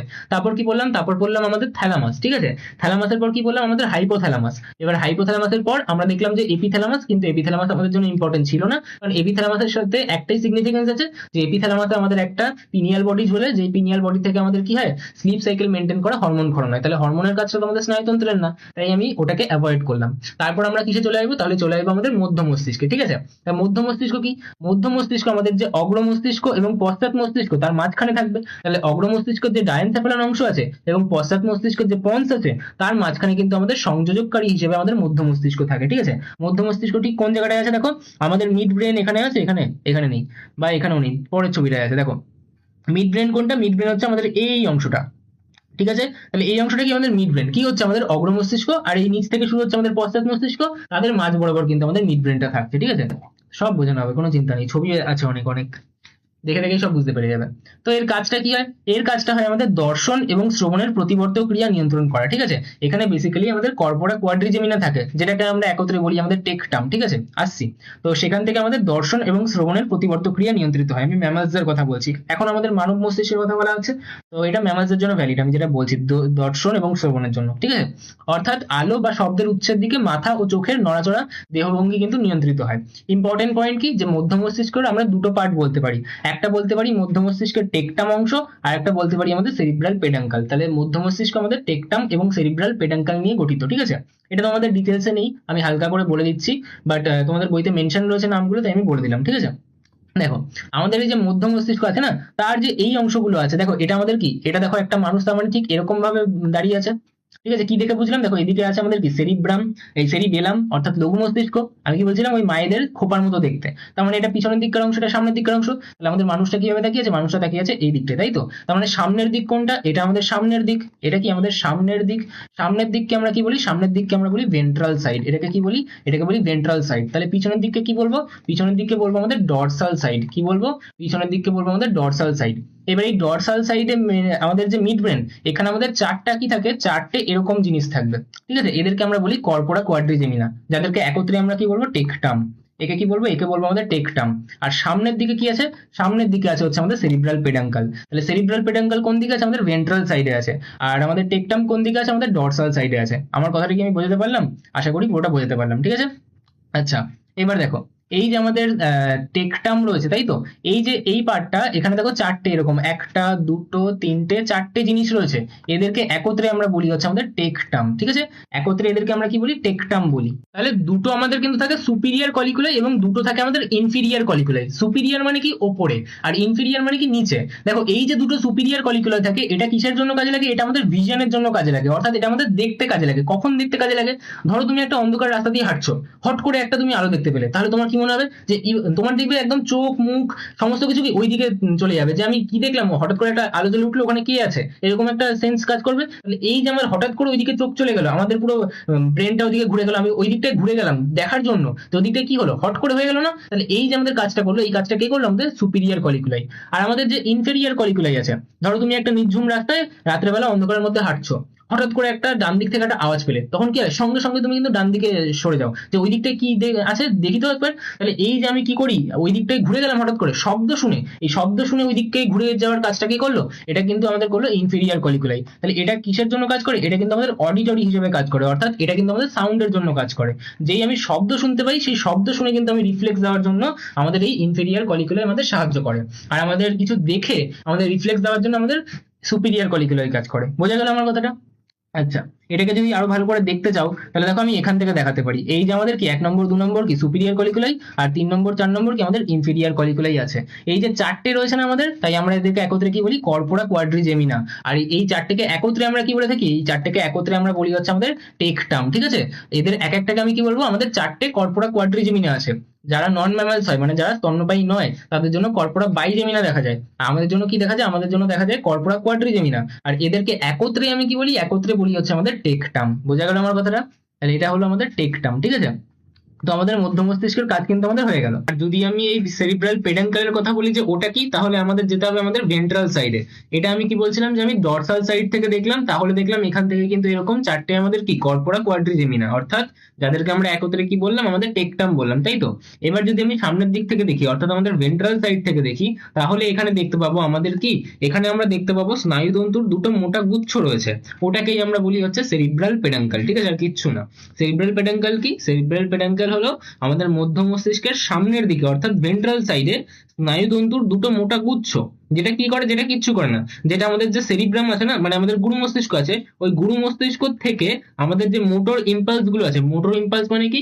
আমাদের যে গুরু মস্তিষ্ক আছে, সে যে নির্দেশটা পাঠাচ্ছে, মোটর ইম্পালস মানে কি? যে ইম্পালসটা আমি পাঠাচ্ছি, অর্থাৎ আমাদের আজ্ঞাবহ আমাদের যে ইম্পালস, স্নায়ু উদ্দীপনা, তাহলে ওই মোটর ইম্পালসটা আমাদের যে ব্রেন স্টেম আছে, ব্রেন স্টেম মানে কি বলছি আমি একটু পরে।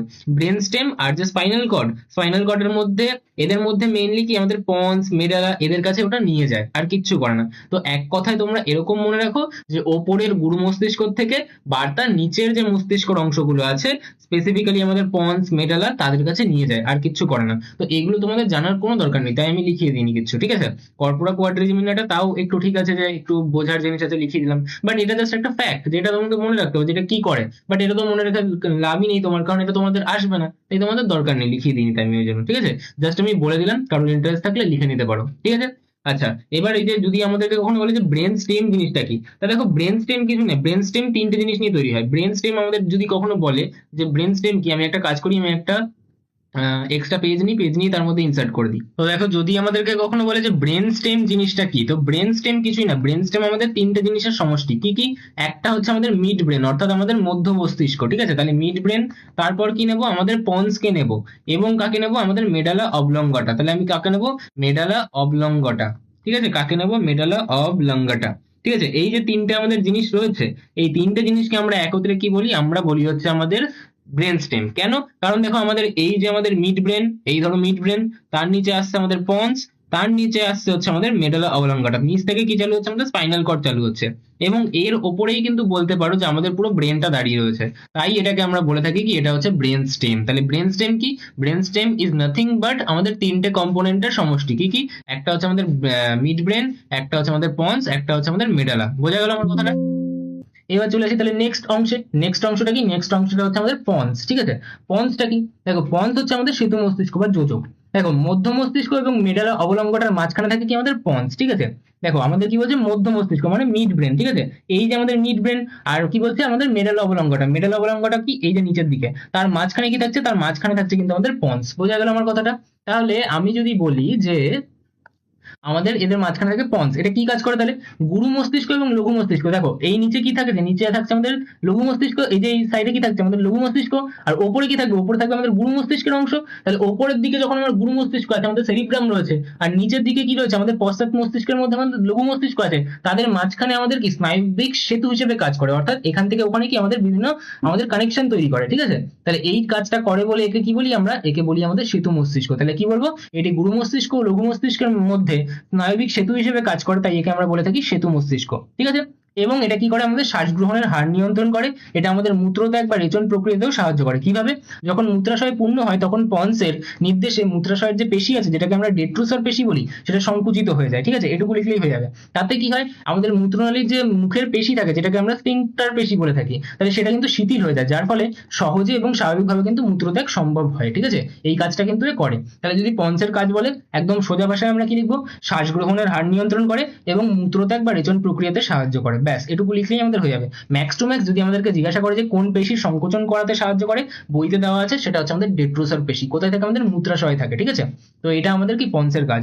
পন্সকে আমরা কি বলি? আমরা যোজক বলি বা আমরা সেতু মস্তিষ্ক বলি। কেন? কারণ এটা গুরু মস্তিষ্ক এবং লঘু মস্তিষ্কের মধ্যে স্নায়বিক সেতু হিসেবে কাজ করে। বোঝা গেল আমার কথাটা? ব্যাস, এবার চলে আসি কি তার নিচে। তার নিচে কি আছে? আমাদের লঘু মস্তিষ্ক, তাই তো? তাহলে লঘু মস্তিষ্ক কি? এই যে আমাদের খোপার মতো দেখতে যেটা লাগছে। ঠিক আছে, তাহলে এটা কি? আমাদের লঘু মস্তিষ্ক। এটাও কিন্তু আমাদের কি বলবো, এটাও আমাদের দেখো এখন দুটো পার্ট রয়েছে। দেখো এই দিককার একটা পার্ট, এদিককার একটা পার্ট। তাহলে আমাদের যেরকম আমি ওই সেরিব্রাম পড়িয়েছিলাম না, যে এদিককার একটা কি আমাদের লেফট সেরিব্রাল হেমিস্ফিয়ার আর একটা কি রাইট সেরিব্রাল হেমিস্ফিয়ার, তেমনি ভাবে আমাদের লঘু মস্তিষ্কও কিন্তু দুটো পার্টে বিভক্ত। আর ওই দুটো পার্ট কিন্তু পরস্পর ভার্মিজ নামক একটা স্নায়ু যোগ দিয়ে তৈরি। তাহলে আমি কি বলতে পারি যে লঘু মস্তিষ্ক দুটো গোলার্ধ নিয়ে তৈরি, ঠিক সেরিব্রামের মতো। গোলার্ধ দুটো পরস্পর ভার্মিজ নামক একটা স্নায়ু যোজক দিয়ে কিন্তু যুক্ত থাকে। ঠিক আছে, এইবার আমাদের এই যে লঘু মস্তিষ্ক, সেটা কি? সেটা আমাদের পশ্চাৎ মস্তিষ্কের অংশ, আমরা আগেই জেনে গেছি, এবং এটা পন্স ও মেডালার পেছনের দিকে কিন্তু অবস্থিত হয়। এর কাজ কি? এর কাজ হচ্ছে মানুষের হাঁটা চলা এবং দেহের ভারসাম্য বা ব্যালেন্স রক্ষা করা। এটা হচ্ছে এর প্রধান কাজ। তাছাড়া ঐচ্ছিক পেশির টান কিন্তু এ নিয়ন্ত্রণ করে থাকে। তাহলে অনেক সময় দেখবে যে কেউ মাদক দ্রব্য পান করলে, অর্থাৎ যদি কেউ অ্যালকোহল ড্রিঙ্ক করে থাকে, বেশি যদি করে ফেলে, তাহলে তখন দেখা যায় যে তারা ব্যালেন্স পাচ্ছে না, হয়তো টাল খেয়ে পড়ে যাচ্ছে। কেন হয়? কারণ মাদকদ্রব্য কিন্তু লঘু মস্তিষ্কে তাৎক্ষণিক এবং দীর্ঘমেয়াদী উভয় রকম প্রভাব ফেলতে পারে। কি হয় তাহলে? যখন তারা মাদকদ্রব্য সেবন করছে, তখন তাদের এই যে লঘু মস্তিষ্ক, তার কিন্তু ফাংশনালিটি টেম্পোরারি ভাবে মানে অ্যাফেক্টেড হয়ে যায়। এবার যেই অ্যাফেক্টেড হয়ে যাচ্ছে, তাহলে লঘু মস্তিষ্ক ঠিক করে কাজ করতে পারছে না, তখন কিন্তু তাদের শরীরে ব্যালেন্সটা থাকে না, তাই কিন্তু তারা টাল খায়। এবার যদি এরকম মানে অ্যালকোহল খেতেই থাকে, তাহলে সেটা একদম পার্মানেন্ট ড্যামেজ হতে পারে, তখন কিন্তু আরো ভয়ানক কোনো এফেক্টও হতে পারে। ঠিক আছে, তাহলে আমাদের তাৎক্ষণিকভাবে ভারসাম্য নষ্ট করে এবং দীর্ঘমেয়াদে স্থায়ী ক্ষতিও কিন্তু এর ঘটতে পারে যদি কেউ মাদকদ্রব্য একটানা খেতেই থাকে। ঠিক আছে, তাহলে এটা কিন্তু মেন কারণ কেন কেউ অ্যালকোহল পান করার পর তারা টাল খায় রাস্তায়। বোঝা গেল? আচ্ছা, এবার আমাদের লাস্ট কি? আমাদের সুষুম্না শীর্ষক বা মেডালা অবলঙ্গটা। তাহলে এটা কি? দেখো মস্তিষ্কের একদম নিচের অংশ, এই যে আমাদের একদম নিচে এই পার্টটা কি? এটা হচ্ছে আমাদের মেডালা অবলঙ্গটা। এরপর থেকে কি চালু হবে? এরপর থেকে চালু হবে আমাদের সুষুম্না কাণ্ড। ঠিক আছে, তাহলে সুষুম্না কাণ্ডের মাথা যেটা, তার নাম কি? সুষুম্না শীর্ষক। ঠিক আছে, তাহলে আমি কি বলবো? সুষুম্না শীর্ষক মস্তিষ্কের একদম নিচের অংশ, যা সরাসরি সুষুম্না কাণ্ডের সাথে কিন্তু যুক্ত থাকে। ঠিক আছে, এর কাজ কি? এর কাজ হচ্ছে শ্বাসক্রিয়া নিয়ন্ত্রণ করা এবং আমাদের হৃদস্পন্দন, অর্থাৎ আমাদের হৃদক্রিয়া, কার্ডিওভাস্কুলার কেন্দ্র হিসেবে কিন্তু এটা কাজ করে, এবং হৃদক্রিয়া কিন্তু আমাদের নিয়ন্ত্রণ করে, অর্থাৎ হৃদস্পন্দন, রক্তচাপ, এটা কিন্তু নিয়ন্ত্রণ করতে পারে। তাছাড়া অনৈচ্ছিক কাজ, যেরকম আমাদের লালাক্ষরণ, বমি, কাশি, হাঁচি ইত্যাদি কিন্তু আমাদের অনৈচ্ছিক কাজগুলো, ইনভলেন্টারি কাজ, যেগুলো আমি নিয়ন্ত্রণ করছি না। তুমি কি হাঁচি একদম ইচ্ছা করে দাও? তুমি হেঁচে দেখাও তো ইচ্ছা করে, যে আমি এখন ইচ্ছা করে হাঁচবো, আমি এখন ভাবলাম যে আমি এখন হাঁচি দেবো আর আমি হাঁচবো, হেঁচে দেখাও, পারবে না। ঠিক আছে, কাশিটা তো পারতে পারো। তাহলে এগুলোকে কি বলে, অনৈচ্ছিক বেশ কিছু কাজ যেগুলো আমাদের নিয়ন্ত্রণে থাকে না, তাহলে সেগুলো করে কিন্তু আমাদের সুষুম্না শীর্ষক, ঠিক আছে। তাছাড়া আমাদের ঘাম নিঃসরণে কিন্তু আমাদের সুষুম্না শীর্ষক কাজে লাগে, ঠিক আছে। তাহলে এগুলো হচ্ছে আমাদের সুষুম্না শীর্ষক বা মেডালা অবলঙ্গটার কাজ, ঠিক আছে। এখানে আরো একটা ছবি দেওয়া আছে যেটা থেকে তোমরা ভালো বুঝতে পারো। এটা কি, এই পার্টটা হচ্ছে আমাদের মেডালা অবলঙ্গটা, ঠিক আছে। এটা কি আমাদের লঘু মস্তিষ্ক বা সেরিবেলাম, যেটা আমাদের এই খোপার মতো দেখতে লাগছে, ঠিক আছে। এটা আমাদের হিপোক্যাম্পাস আছে যেটা আমাদের নেই, তো বাদ বাকিগুলো দেখতে হবে না। আর এই যে ওপরের যে বড় পার্ট, এই বড় পার্টটা কি, বড় পার্টটা হচ্ছে আমাদের গুরু মস্তিষ্ক, আর এদিকে কি থাকছে, আমাদের পন্স থাকছে, ঠিক আছে। তাহলে এই স্ট্রাকচার গুলো আশা করি সমস্তটা তোমরা ভালো করে বুঝে গেছো। পজ করে ছবিটা ভালো করে দেখো, তাহলে আরো ভালো করে বুঝতে পারবে। যখন আমি নোটসটা টেলিগ্রামে দেবো, টেলিগ্রামে ওখানে দেখে কি ভালো করে নোটস গুলো দেখবে, ছবিগুলো দেখবে, তাহলে দেখবে সমস্ত জিনিসগুলো কিন্তু ক্লিয়ার হয়ে যাবে, বোঝা গেল। আচ্ছা, এবার আমরা নেক্সট জিনিসে চলে আসি, যেটা কি, যেটা হচ্ছে এবার প্রোটেক্টিং লেয়ার, অর্থাৎ মস্তিষ্ক এবং সুষুম্নাকাণ্ড তো রয়েছে, এটা আমাদের জন্য খুব ইম্পর্টেন্ট, আমাদের সারা শরীর নিয়ন্ত্রণ করছে আমাদের এই মস্তিষ্ক এবং সুষুম্নাকাণ্ড। তাহলে এদেরকে নিশ্চয়ই প্রোটেক্ট করার জন্য বেশ কিছু লেয়ার থাকবে। সেই লেয়ার গুলো কি কি, দেখো আমাদের যদি বলি যে আমাদের কি মস্তিষ্ক এবং সুষুম্নাকাণ্ড, তাহলে এই ধরো আমাদের মস্তিষ্ক, মস্তিষ্ক থেকে আমাদের লেজের মতো ঝুলে আছে কি আমাদের সুষুম্নাকাণ্ড, ঠিক আছে। তাহলে এই মস্তিষ্ক এবং সুষুম্নাকাণ্ডের বাইরে আমাদের ত্রিস্তরীয় একটা আবরণ থাকে। এই ধরো একটা আবরণ, ঠিক আছে, যেটা একদম গায়েই লেগে থাকে। আর আমি তো সেপারেট করে দেখাচ্ছি যাতে তোমাদের কি বুঝতে সুবিধা হয়। তাহলে এই একটা আবরণ, তারপর এই আরেকটা আবরণ, তাহলে এই হয়ে গেল আমাদের কি দ্বিতীয় আবরণ, তাহলে এই হয়ে গেল আমাদের দ্বিতীয় আবরণ। আর একটা কি দেখাবো, আর একটা দেখাবো আমাদের তৃতীয় আবরণ, ঠিক আছে। তাহলে এই হয়ে গেল আমাদের একটা তৃতীয় আবরণ। তাহলে এরকম তিনটে আবরণ কিন্তু আমাদের থাকে, ঠিক আছে। আচ্ছা, সবার বাইরে একটা আবরণ, তারপর আরেকটা আবরণ, তারপর আরেকটা আবরণ। এই তিনটে আবরণকে একসাথে কি বলি, এই তিনটে আবরণকে আমরা একসাথে বলি হচ্ছে আমাদের মেনিনজেস। কি বললাম আমি কথাটা, কথাটা বললাম আমাদের মেনিনজেস, যেটা কিন্তু এখানে লেখা আছে দেখো। এটা কি বলছে, ডুরা ম্যাটার। ডুরা ম্যাটারটা কি, ডুরা ম্যাটারটা হচ্ছে আমাদের বাইরের স্তর। তারপর কি বলছে আমাদের অ্যারাকনয়েড ম্যাটার, সেটা কি মাঝের স্তর। আর একটা বলছে আমাদের পায়া ম্যাটার বা পিয়া ম্যাটার, তাহলে এটা কি, এটা হচ্ছে আমাদের ভিতরের স্তর। বোঝা গেল আমার কথাটা। তার মানে আমি এই যে বলছি সবার ভিতরের একটা স্তর, ভিতরের স্তরটাকে আমি কি বলবো, তাকে আমরা বলবো আমাদের পায়া ম্যাটার। কি বলবো, আমাদের পায়া ম্যাটার। আচ্ছা, পায়া ম্যাটার বানানটা কি, ব্যাটার বানানটা কিন্তু আমাদের MATER, অনেকে TT দিয়ে ফেলে, বা আমি নিজে ভুল করে বারবার TT দিয়ে ফেলি, ঠিক আছে।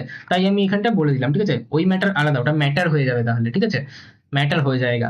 তারপর হচ্ছে আমাদের পায়া ম্যাটার। পায়া ম্যাটারের পর কি আছে, পায়া ম্যাটারের পর আছে হচ্ছে আমাদের অ্যারাকনয়েড ম্যাটার। এখানে কি আছে, এখানে আছে আমাদের অ্যারাকনয়েড ম্যাটার, ঠিক আছে। আর লাস্টে কি আছে, লাস্টে আছে আমাদের ডুরা ম্যাটার। এখানে কি আছে, এখানে আছে আমাদের ডুরা ম্যাটার। তাহলে ডুরা ম্যাটার, অ্যারাকনয়েড ম্যাটার, পায়া ম্যাটার, এগুলো তিনটে মিলে কি আমাদের মেনিনজেস তৈরি করে, ঠিক আছে। এনসিআরটিতে আরো ডিটেলসে দেওয়া নেই, এনসিআরটিতে শুধুমাত্র মেনিনজেস বলা আছে, তোমাদের বইতে আছে এই তিনটে ডিটেলসে, ঠিক আছে। আমাদের বোর্ডসে এই জিনিসটা কিন্তু বেশি আছে।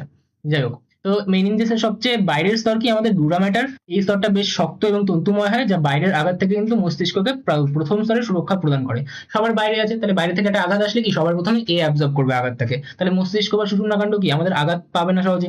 তারপর অ্যারাকনয়েড ম্যাটার, এটা কি মাঝের স্তরটা অ্যারাকনয়েড ম্যাটার নামে পরিচিত। এটা একটা রক্তজালক বিহীন পাতলা স্তর, ঠিক আছে, এর মধ্যে কোনো রক্তজালক নেই। এটা কি মস্তিষ্ককে কুশনের মতো রক্ষা করে। মানে ধরো তোমার বাইরে একটা বালিশ রয়েছে, এবার আমি যদি বালিশের উপর ঘুষিটা মারি, তোমার গায়ে কি বেশি লাগবে, লাগবে না, তাহলে ওই বালিশটা কি করলো, তোমাকে প্রোটেক্ট করলো। সেরকম ভাবেই অ্যারাকনয়েড ম্যাটার কি মাঝখানে রয়েছে, থেকে কি করছে, প্রোটেক্ট করছে, ঠিক আছে। আর একটা কি, আর একটা হচ্ছে এটি সব থেকে ভেতরের স্তর, যেটা হচ্ছে আমাদের কি পায়া ম্যাটার। পায়া ম্যাটার কি করবে, মস্তিষ্কের গায়ে নিবিড় ভাবে লেগে থাকে। আমি বললাম না যে এটা আমি কি ফাঁকা করে দেখেছি যাতে তোমাদের বুঝতে সুবিধা হয়, নয়তো বুঝতে পারবে না যে কোথা দিয়ে কি হলো। তাই কিন্তু এটা আমাদের কি, এটা আমাদের নিবিড় ভাবে লেগে থাকে। এর স্তরে কি হয়, প্রচুর রক্তজালক থাকে।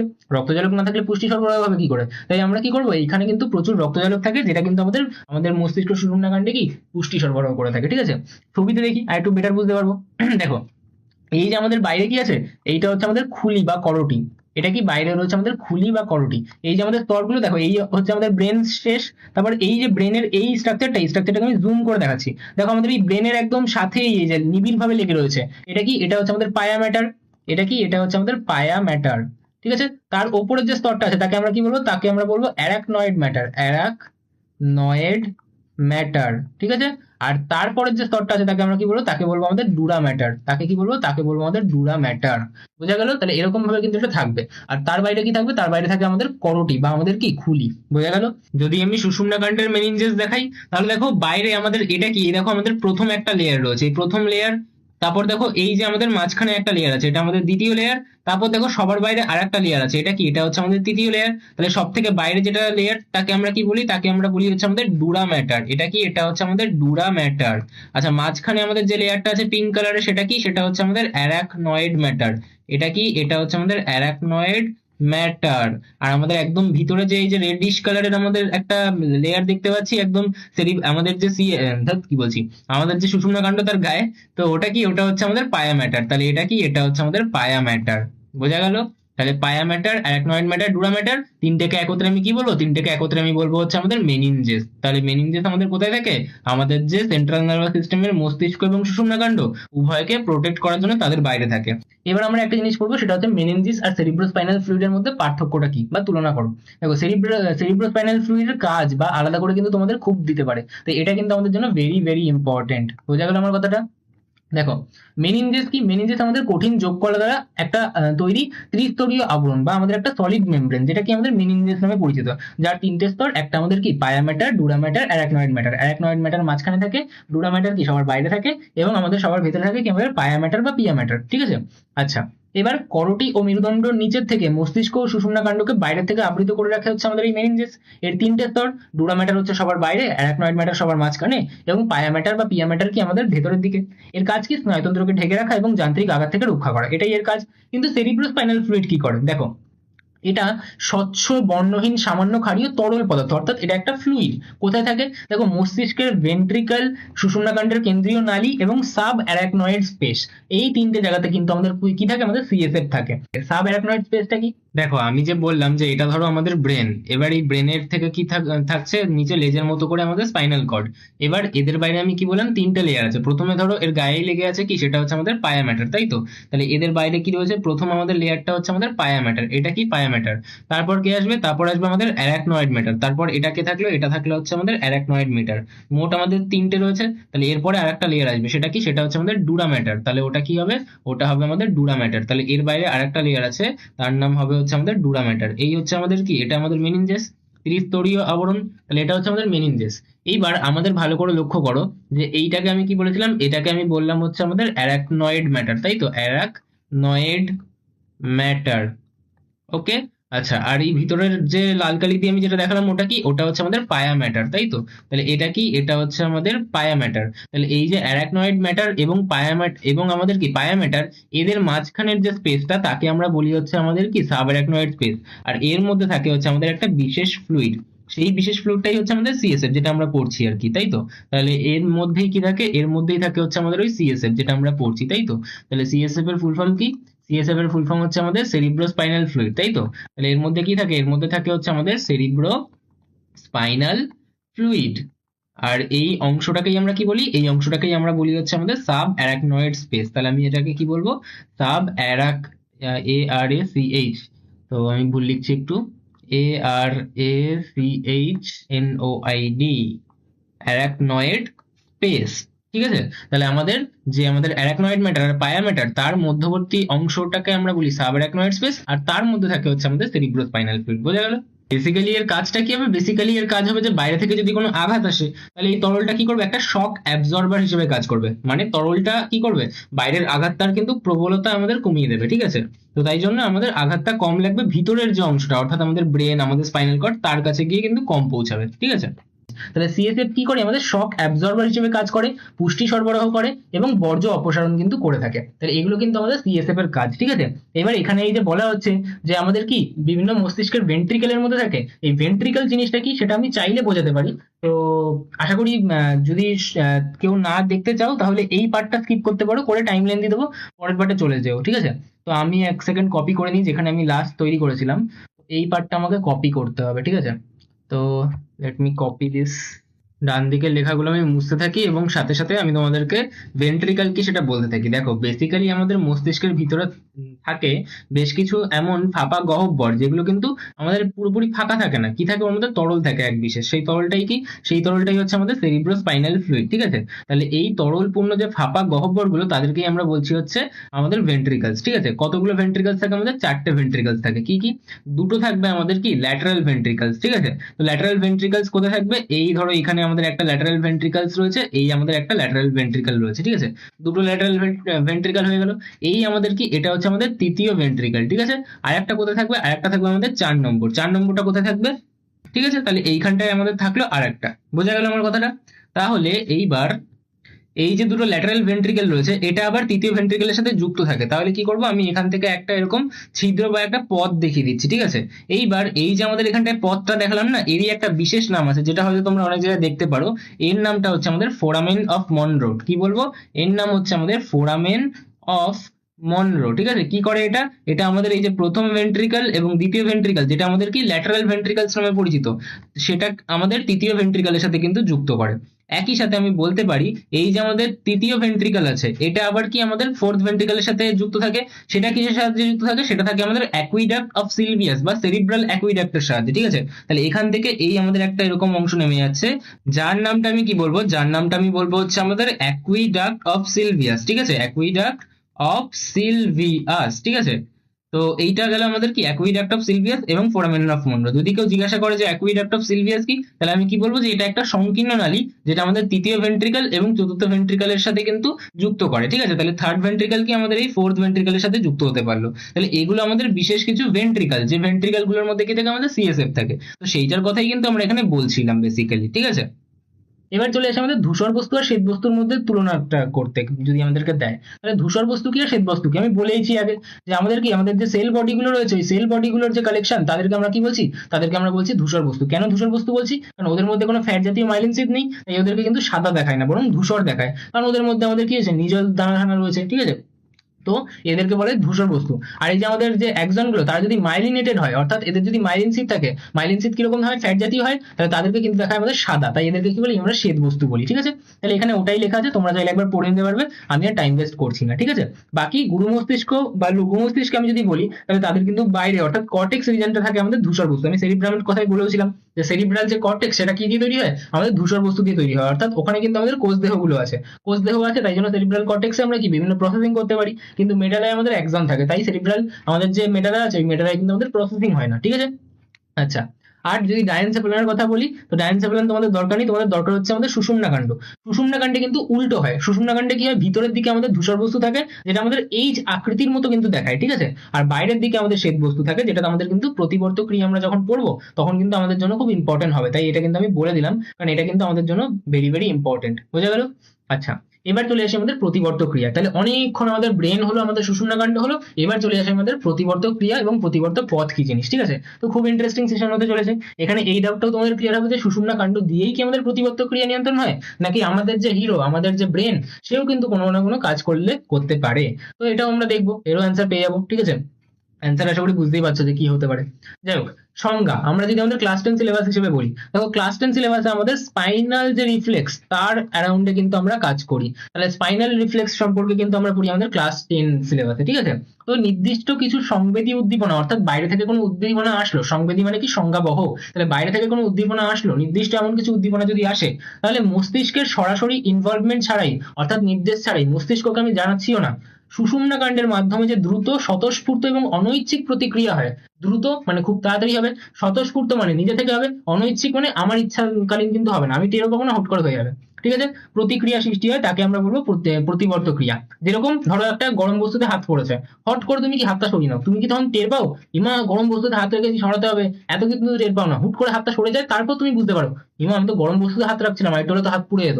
তুমি আগে হাতটা সরিয়ে ফেলো, তারপর টের পাও ও এটা গরম ছিল, এর মধ্যে তো হাত রাখলেই হাতটা পুড়ে যেত, ভাগ্যিস তুলে নিলাম, এরকম মনে হয় তখন, তাই তো? তার মানে কি তোমার ব্রেন বুঝতেও পারো না কি হলো, তোমার সুষুম্নাকাণ্ড বলে যে হাতটা তাড়াতাড়ি সরাতে হবে। তাহলে এই কাজগুলোকে আমরা কি বলি, এই কাজগুলোকে আমরা বলি হচ্ছে প্রতিবর্ত ক্রিয়া। মোর স্পেসিফিক্যালি এগুলো কিন্তু এমন প্রতিবর্ত ক্রিয়া যেগুলো আমাদের সুষুম্নাকাণ্ডের মাধ্যমে কিন্তু নির্ধারিত হয়। মস্তিষ্কও কিন্তু আমাদের প্রতিবর্ত ক্রিয়া দেখাতে পারে, সেটা তোমাদের সিলেবাসে ধরা হয় না, তো আমি ওটা বলে দেবো যে আর কি কেমন ভাবে ওটা হতে পারে। ঠিক আছে, তো আমরা এখন ধরছি যে আমরা কি স্পাইনাল রিফ্লেক্স পড়ছি, অর্থাৎ আমরা কিন্তু এখানে যা যা লিখছি সব কার জন্য লিখছি, সব আমরা স্পাইনাল রিফ্লেক্সের জন্য লিখছি। ঠিক আছে, স্পাইনাল রিফ্লেক্স মানে যেটা আমাদের সুষুম্না কাণ্ড দ্বারা কিন্তু নিয়ন্ত্রিত হবে। ঠিক আছে, তাহলে প্রতিবর্ত ক্রিয়া যদি বৈশিষ্ট্য বলে তাহলে কি বলবো, যে এটা কিন্তু দ্রুত হয় এবং তাৎক্ষণিক হয়, অর্থাৎ উদ্দীপক প্রয়োগের সাথে সাথেই কিন্তু চোখের পলকে ফ্র্যাকশন অফ সেকেন্ডস এর মধ্যে কাজটা হয়ে যাবে। ওই যে বললাম যে আমাদের হাতটা গরম কিছুতে পড়লো, সঙ্গে সঙ্গে হাত আগে আমি তুলে দিই, তারপর বুঝতে পারি যে হাত তো গরম জিনিসে পড়ে গেছিল। তাহলে মস্তিষ্ক পর্যন্ত কিন্তু বার্তার অপেক্ষা থাকেই না, মস্তিষ্ক তো ফ্র্যাকশন অফ সেকেন্ডস এর মধ্যে করেই, কিন্তু মস্তিষ্ক থেকেও তাড়াতাড়ি কে করতে পারবে, আমাদের করতে পারবে আমাদের সুষুম্না কাণ্ড, কারণ মস্তিষ্কে যাবে, প্রসেসিং হবে, টাইম বেশি লাগবে, তো তাহলে যত আমি টাইম কমাতে পারবো, কি টাইম কমাতে পারবে, আমাদের কমাতে পারবে সুষুম্না কাণ্ড। তারপর হচ্ছে আমাদের অনৈচ্ছিক নিয়ন্ত্রণ, মানে আমাদের ইচ্ছার অধীন নয় এটা, এই ক্রিয়া আমাদের ইচ্ছার উপর নির্ভর করে না, এটা স্বয়ংক্রিয়ভাবে হয়, নিজের থেকে ঘটে, মানব দেহকে রক্ষা করার জন্য ঘটে। হাত আমার গরম জিনিসে পড়েছে, হাত সরাতে হবে কেন, কারণ আমাকে রক্ষা করতে হবে, নাহলে হাতটা পুড়ে যাবে, তাহলে এটা কিন্তু আমাদের প্রোটেকশনের জন্য কাজ করে, ঠিক আছে। আচ্ছা, তারপর কি সুনির্দিষ্টতা, একটা নির্দিষ্ট উদ্দীপকের জন্য কিন্তু সর্বদা একটি নির্দিষ্ট প্রতিবর্ত ক্রিয়া ঘটে, এর প্রতিক্রিয়া কিন্তু সবসময় সুনির্দিষ্ট থাকে। বোঝা গেল? হাত যদি আমার গরম জায়গায় পড়ে, সঙ্গে সঙ্গে কিন্তু হাত ওই গরম জিনিস থেকে দূরে সরে যাবে, গরম জিনিসের দিকে কিন্তু আর চলে যাবে না, তাহলে নির্দিষ্ট একটা আমাদের কিন্তু আমাদের প্রতিক্রিয়া সবসময় থাকবে প্রত্যেকটা উদ্দীপকের জন্য। বোঝা গেল? আচ্ছা, তারপর চলে আসি আমাদের প্রতিবর্ত পথ কি। দেখো, এই যে কাজটা আমার হবে, সেটা যে পথের মাধ্যমে হবে, অর্থাৎ যে নির্দিষ্ট স্নায়বিক পথের মাধ্যমে কিন্তু প্রতিবর্ত ক্রিয়া স্নায়ু স্পন্দন আবর্তিত হয় বা যাতায়াত করে, তাকে আমরা বলি প্রতিবর্ত পথ বা রিফ্লেক্স আর্ক। কেমন ভাবে? ধরো আমাদের গ্রাহক রয়েছে, গ্রাহক কি করলো, গ্রাহক আমাদের যে উদ্দীপনা, আগে কি আসবে, আগে উদ্দীপনা আসবে, তাহলে আমি ভালো করে লিখি। প্রথমে কি আসলো, প্রথমে আসলো হচ্ছে আমাদের উদ্দীপনা, তাই তো। উদ্দীপনাটা কি, উদ্দীপনাটা হচ্ছে আমাদের তাপ। গ্রহণ কে করলো, গ্রহণ করলো যে আমাদের এই তাপ, আমাদের গরম বস্তুতে হাত রেখে ফেলেছি, তাহলে হাতের যে ত্বক, তাহলে আমি বলবো যে হাতের ত্বক কোষ, অর্থাৎ গ্রাহক হিসেবে কে থাকবে, গ্রাহক হিসেবে থাকবে আমাদের ত্বক কোষ, ঠিক আছে। তাহলে গ্রাহক হিসেবে থাকলে আমাদের ত্বক কোষ। এবার গ্রাহক থেকে আমাদের তাহলে কি হবে, সিএনএস এর কাছে চলে যাবে বার্তা। সিএনএস এর মধ্যে মূলত এই ক্ষেত্রে কে কাজ করবে, এই ক্ষেত্রে কাজ করবে আমাদের সুষুম্না কাণ্ড। তাহলে সিএনএস এর মধ্যে মেইনলি কে কাজ করলো, আমাদের সুষুম্না কাণ্ড কাজ করলো, ঠিক আছে। আচ্ছা, নিয়ে কে যায়, নিয়ে যায় কি গ্রাহক থেকে সিএনএস এর কাছে, নিয়ে যায় আমাদের সংজ্ঞাবহ নিউরন। তাহলে আমি কি বলবো যে সংজ্ঞাবহ নিউরন কিন্তু এটা নিয়ে গেল, বা সংবেদী নিউরন কিন্তু আমাদের এখানে নিয়ে গেল, ঠিক আছে। এইবার সিএনএস কি করে, আমাদের সুষুম্না কাণ্ড কি করবে, সুষুম্না কাণ্ড বলবে যে সঙ্গে সঙ্গে হাতটা সরিয়ে নে, অর্থাৎ ও কিন্তু কারককে নির্দেশ দেবে। কারক মানে এবার কি হবে, কারক হবে আমাদের হাতের পেশি, তাহলে হাতের পেশিকেও নির্দেশ দেবে যে হাতটা কিন্তু সরিয়ে নে।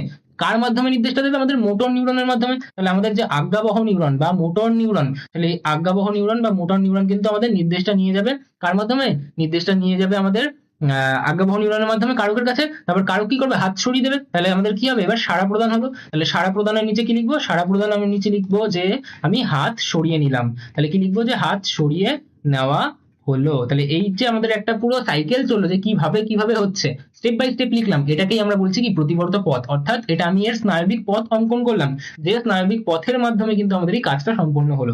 বোঝা গেল আমার কথাটা? আচ্ছা, এই সংজ্ঞাবহ নিউরন আর আজ্ঞাবহ নিউরনের মাঝখানে আমাদের হেল্প করতে পারতো কে, আমাদের হেল্প করতে পারতো আমাদের সহযোগী নিউরন, অর্থাৎ এখানে কে থাকতে পারতো, এখানে থাকতে পারতো আমাদের সহযোগী নিউরন বা আমাদের অ্যাডজাস্টার নিউরন। থাকতেও পারতো, নাও থাকতে পারতো, যদি থাকে তাহলে হবে পলিসাইন্যাপটিক, আর যদি না থাকে তাহলে কি বলবো, ইউনিসাইন্যাপটিক। আমাদের কোনটা আছে, আমাদের আছে পলিসাইন্যাপটিক, ঠিক আছে। যাই হোক, এবার একটা আদর্শ প্রতিবর্ত পথের তোমাদের ছবি আঁকতে দেবে, ঠিক আছে। ছবি তোমাদের জন্য ইম্পর্টেন্ট। তাহলে ধরে নাও যে তোমাদের এটা কি, এটা কোনো একটা ত্বক কোষ, ঠিক আছে, এটা কোনো একটা ত্বক কোষ। তার মানে কি, এটা আমাদের গ্রাহক। এবার এখানে কোনো একটা কাটা ফুটেছে, তাহলে এখান থেকে কি হবে, আমাদের সেই উদ্দীপনাটা যাবে। তাহলে এটা কি, এটা হচ্ছে আমাদের গ্রাহক, বা এটাকে আমরা বলতে পারি ইংরেজিতে কি বলি, আমরা এটাকে বলি রিসেপ্টর, ঠিক আছে। তাহলে এখান থেকে চলে যাবে কি আমাদের একটা নিউরন, সেই নিউরনটা কি নিউরন হবে, যে কি করে, যে আমাদের সুষুম্না কাণ্ডের কাছে বার্তা নিয়ে যাচ্ছে। তাহলে এটা কি ধরনের নিউরন, এটা হচ্ছে আমাদের কি, এটা আমাদের সেন্সরি নিউরন। তাহলে এটার নাম কি বলবো, এটার নাম বলবো যে এটা আমাদের সেন্সরি নিউরন। তাহলে এটা কি, এটা হচ্ছে আমাদের কিন্তু সেন্সরি নিউরন। বোঝা গেল? আচ্ছা, এইবার এই যে আমাদের সেন্সরি নিউরন নিয়ে গেল, এই সেন্সরি নিউরন এবার এখানে প্রসেসিং হবে, ঠিক আছে। কোথায় প্রসেসিং হবে, আমাদের সুষুম্না কাণ্ডের ভেতরের দিকে কি থাকে, আমাদের ধূসর বস্তু থাকে, তাই তো। তাহলে এখানে কি থাকে, আমাদের ধূসর বস্তু, বা যেটাকে আমরা কি বলি, যেটাকে আমরা বলি হচ্ছে আমাদের গ্রে ম্যাটার, এটাকে আমরা কি বলি, গ্রে ম্যাটার বলে থাকি, তাই তো। আর বাইরের দিককার অংশে কি থাকে, বাইরের দিককার অংশে থাকে হচ্ছে আমাদের শ্বেত বস্তু, বা যেটাকে আমরা কি বলে থাকি, যেটাকে আমরা বলে থাকি হচ্ছে আমাদের হোয়াইট ম্যাটার, তাই তো। হোয়াইট ম্যাটার মানে কি, সেখানে এক্সনস রয়েছে অনেকগুলো, তাহলে এক্সনস এর তো আমার প্রসেসিং হবে না, কোথায় হবে, যখন আমাদের ধূসর বস্তু পাবো, অর্থাৎ যেখানে আমাদের কোষ দেহগুলো থাকবে, তাহলে সেটা কোথায় থেকে, আমাদের ভিতরের দিকে থাকে। আচ্ছা, আর একটা কথা আমরা বলেছিলাম কি, যে এর সেন্টারে কি থাকে, আমাদের নিউরোসিল থাকে, ঠিক আছে। তাহলে এটা কি, এটা হচ্ছে আমাদের নিউরোসিল। তাহলে এটাও আমাদের একটা উল্লেখযোগ্য পয়েন্ট, যে এখানে কি থাকে, এখানে থাকে হচ্ছে আমাদের নিউরোসিল। এটা কি, এটা হচ্ছে আমাদের নিউরোসিল। যে কটা মার্কিং করছি সে কটা মার্কিং করলেই তোমাদের হয়ে যাবে। এগুলো কি অ্যাকচুয়ালি, এই যে সাইড দিয়ে রয়েছে, এগুলো কি, এগুলো হচ্ছে আমাদের স্পাইনাল নার্ভস। এই ছবিটা কোথা থেকে আসছে, অর্ধেক লোক এই ছবিটা বুঝতে পারে না যে কোথা থেকে আসছে। দেখো এই যে এই ছবিটা, এই যে এটা কি, এটা হচ্ছে আমাদের স্পাইনাল নার্ভস, তাই তো। এই যে পাশে আমাদের স্পাইনাল নার্ভস জোড়ায় জোড়ায় থাকে, তো এই যে আমাদের এক জোড়া স্পাইনাল নার্ভস, এই যে আমাদের এক জোড়া স্পাইনাল নার্ভস। স্পাইনাল নার্ভস কাদেরকে বলে, যারা আমাদের স্পাইনাল কর্ড থেকে তৈরি হয়, সুষুম্না কাণ্ড থেকে তৈরি হয়। আর এইটা কি, আমাদের সুষুম্না কাণ্ড। এই যে বাইরে কি, আমাদের শ্বেত বস্তু, আর ভিতরে কি, আমাদের ধূসর বস্তু। তাহলে এই ভিতরের অংশটা কি, ভিতরের অংশটা আমাদের ধূসর বস্তু, আর বাইরের অংশটা কি, বাইরের অংশটা হচ্ছে আমাদের শ্বেত বস্তু। বোঝা গেল এবার আমার কথাটা? আর এগুলো কি, এগুলো হচ্ছে আমাদের স্পাইনাল নার্ভস। এগুলো কি, এগুলো হচ্ছে আমাদের স্পাইনাল নার্ভস বা আমাদের কি সুষুম্না স্নায়ু, ঠিক আছে। তাহলে এগুলো কি স্পাইনাল নার্ভস। এবার নার্ভস এর মধ্যে কি থাকে, আমাদের বিভিন্ন নিউরন থাকে, তো নিউরন আমরা দেখাচ্ছি। ঠিক আছে, তাহলে এটা কি আসলো, আমাদের সেন্সরি নিউরন আসলো। এবার বোঝা গেল। এইবার এখানে কি হবে, প্রসেসিং হবে তাহলে দুটোর বস্তুর মধ্যে। তাহলে প্রসেসিং হওয়ার পর কি হবে, প্রসেসিং হওয়ার পর সেটা কিন্তু কোনো একটা আমাদের বার্তা তাহলে নিয়ে যাবে, তাই তো। তাহলে এখান থেকে কি হবে, এখান থেকে কোনো একটা আমাদের নিউরন থাকবে, যে নিউরনটা কি করবে, বার্তা আমাদের নিয়ে যাবে। তাহলে একটা নিউরন কিন্তু এখান থেকে আমাদের বার্তা নিয়ে যাচ্ছে, নিয়ে কোথায় যাবে, নিয়ে যাবে আমাদের কারকের কাছে। তাহলে এইখানে চলে গেল কিন্তু আমাদের কারকের কাছে। তাহলে এখানে কি একটা নিউরোমাস্কুলার জাংশন তৈরি হলো। আমি বুঝিয়েছিলাম যে এখানে কি হবে, আমাদের নিউরোমাস্কুলার জাংশনের মাধ্যমে এখান থেকে কিন্তু আমাদের বার্তা চলে যাবে কার কাছে, আমাদের কারকের কাছে। ঠিক আছে, কারক মানে কি, আমাদের হাতের পেশি। তাহলে কারকটা এখানে কি হবে, কারকটা হবে এখানে হাতের পেশি। সে কি করবে, আমাদের হাতটা সরিয়ে নেবে, তাই তো। কারককে ইংরেজিতে আমরা কি বলি, কারককে ইংরেজিতে আমরা বলি হচ্ছে আমাদের ইফেক্টর। ঠিক আছে, বা এফেক্টর যেরকম ভাবে উচ্চারণ করবে। তাহলে এইটা কি, এইটা হচ্ছে আমাদের কি মোটর নিউরন বলতে পারবো না, যেটা আমাদের কি, যেটা হচ্ছে আমাদের আজ্ঞাবহ নিউরন।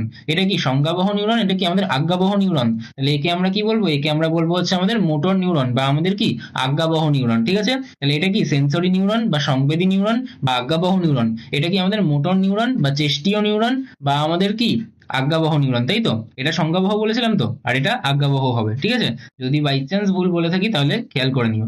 সেন্সরি মানে সংজ্ঞাবহ, মোটর মানে হচ্ছে আমাদের আজ্ঞাবহ। বোঝা গেল।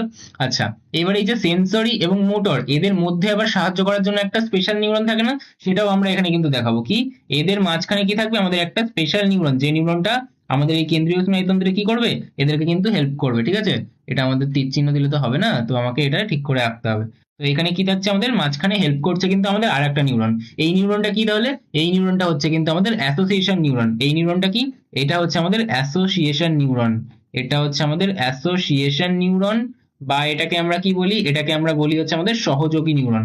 এটাকে কি বলি, এটাকে বলি হচ্ছে আমাদের সহযোগী নিউরন, বা এটাকে আমরা আরো কি বলতে পারি, অ্যাডজাস্টার নিউরন বলতে পারি। ঠিক আছে, তো এগুলো এদের বিভিন্ন নাম ছিল। আচ্ছা, ভালো করে ভাবো তো, এই যে একটা এই যে আমাদের একটা নিউরন আসছে, ঠিক আছে, এখানে এরকম পাক দেখিয়েছি কেন, কারণ এগুলো সুডো ইউনিপোলার টাইপের হয়। ঠিক আছে, তাই এরকম একটা পাক দেখাবে, কিন্তু সেন্সরি নিউরনও দেখাবে, এখানে দেখাবে না।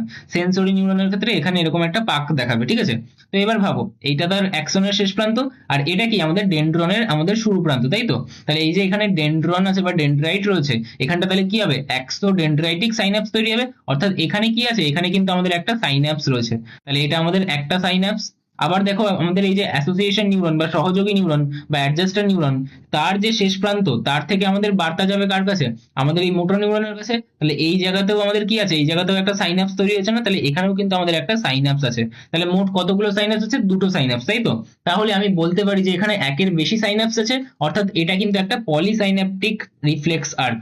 এটাকে কি বলবো, এটাকে বলবো পলিসাইন্যাপটিক প্রতিবর্ত পথ, পলিসাইন্যাপটিক রিফ্লেক্স আর্ক। ঠিক আছে, আর ই এফ এল এক্স, ঠিক আছে, আবার ভুলভাল লিখছি আমি। তাহলে রিফ্লেক্স আর্ক, ঠিক আছে, রিফ্লেক্স আর্ক। অ্যাকচুয়ালি আমি এখানেও একটা রিফ্লেক্স আর্ক কাজে লাগাচ্ছি। কিরকম রিফ্লেক্স আর্ক, ব্যাপারটা হচ্ছে যে আমার কাছে তো আইপ্যাড নেই অ্যাপেলের, আমার কাছে কি আছে, আমার কাছে একটা সস্তার কি রয়েছে, নোটপ্যাড রয়েছে। নোটপ্যাডে কি করে লিখে আমরা, দেখো, আমরা নোটপ্যাডে কি করি, আমরা স্ক্রিনের দিকে তাকাই আর লিখি হচ্ছে নিচে একটা কালো স্ক্রিন, যেখানে আমরা কিছুই দেখতে পাই না। ঠিক আছে, এটা কোনো ফোনের স্ক্রিনের মতো না, এখানে জাস্ট আমরা পেন দিয়ে লিখি। ঠিক আছে, তো আমরা আন্দাজ করে লিখি, আমরা স্ক্রিনের দিকে তাকিয়ে আছি, স্ক্রিনের মধ্যে লেখাটা ভাসছে, কিন্তু লিখছি আমি একটা কালো সারফেসে, যেখানে কিছুই দেখা যাচ্ছে না, আমি জানি না যে আমি পেনটা কিভাবে চালাচ্ছি। তার মানে এটা কিন্তু আমার একটা অর্জিত প্রতিবর্ত ক্রিয়া বলতে পারি। ঠিক আছে, এটা আমি অর্জন করেছি, এটা আমি প্র্যাকটিস করেছি। আবার যদি আমি 6 মাসের ওপর না লিখি, তাহলে কিন্তু আমি এতটা স্মুথলি লিখতে পারবো না। আমার প্রথম ভিডিও কি দেখবে, সেখানে কিন্তু হাতে লেখা একদমই খারাপ আসছিল, কারণ আমি না দেখে লিখছি, স্ক্রিনের দিকে তাকিয়ে রয়েছি আর লিখছি নিচের দিকে কিছু একটা, তো সেটা কেমন একটা আনকমফোর্টেবল লাগবে না, তখন তো আমার প্র্যাকটিস নেই। এখন প্র্যাকটিস হয়ে গেছে, বোঝা গেল। তাহলে এটাও কিন্তু আমাদের একটা কি রিফ্লেক্স আর্ক কাজ করছে। ঠিক আছে, তাহলে এটা একটা পলিসাইন্যাপটিক রিফ্লেক্স আর্ক।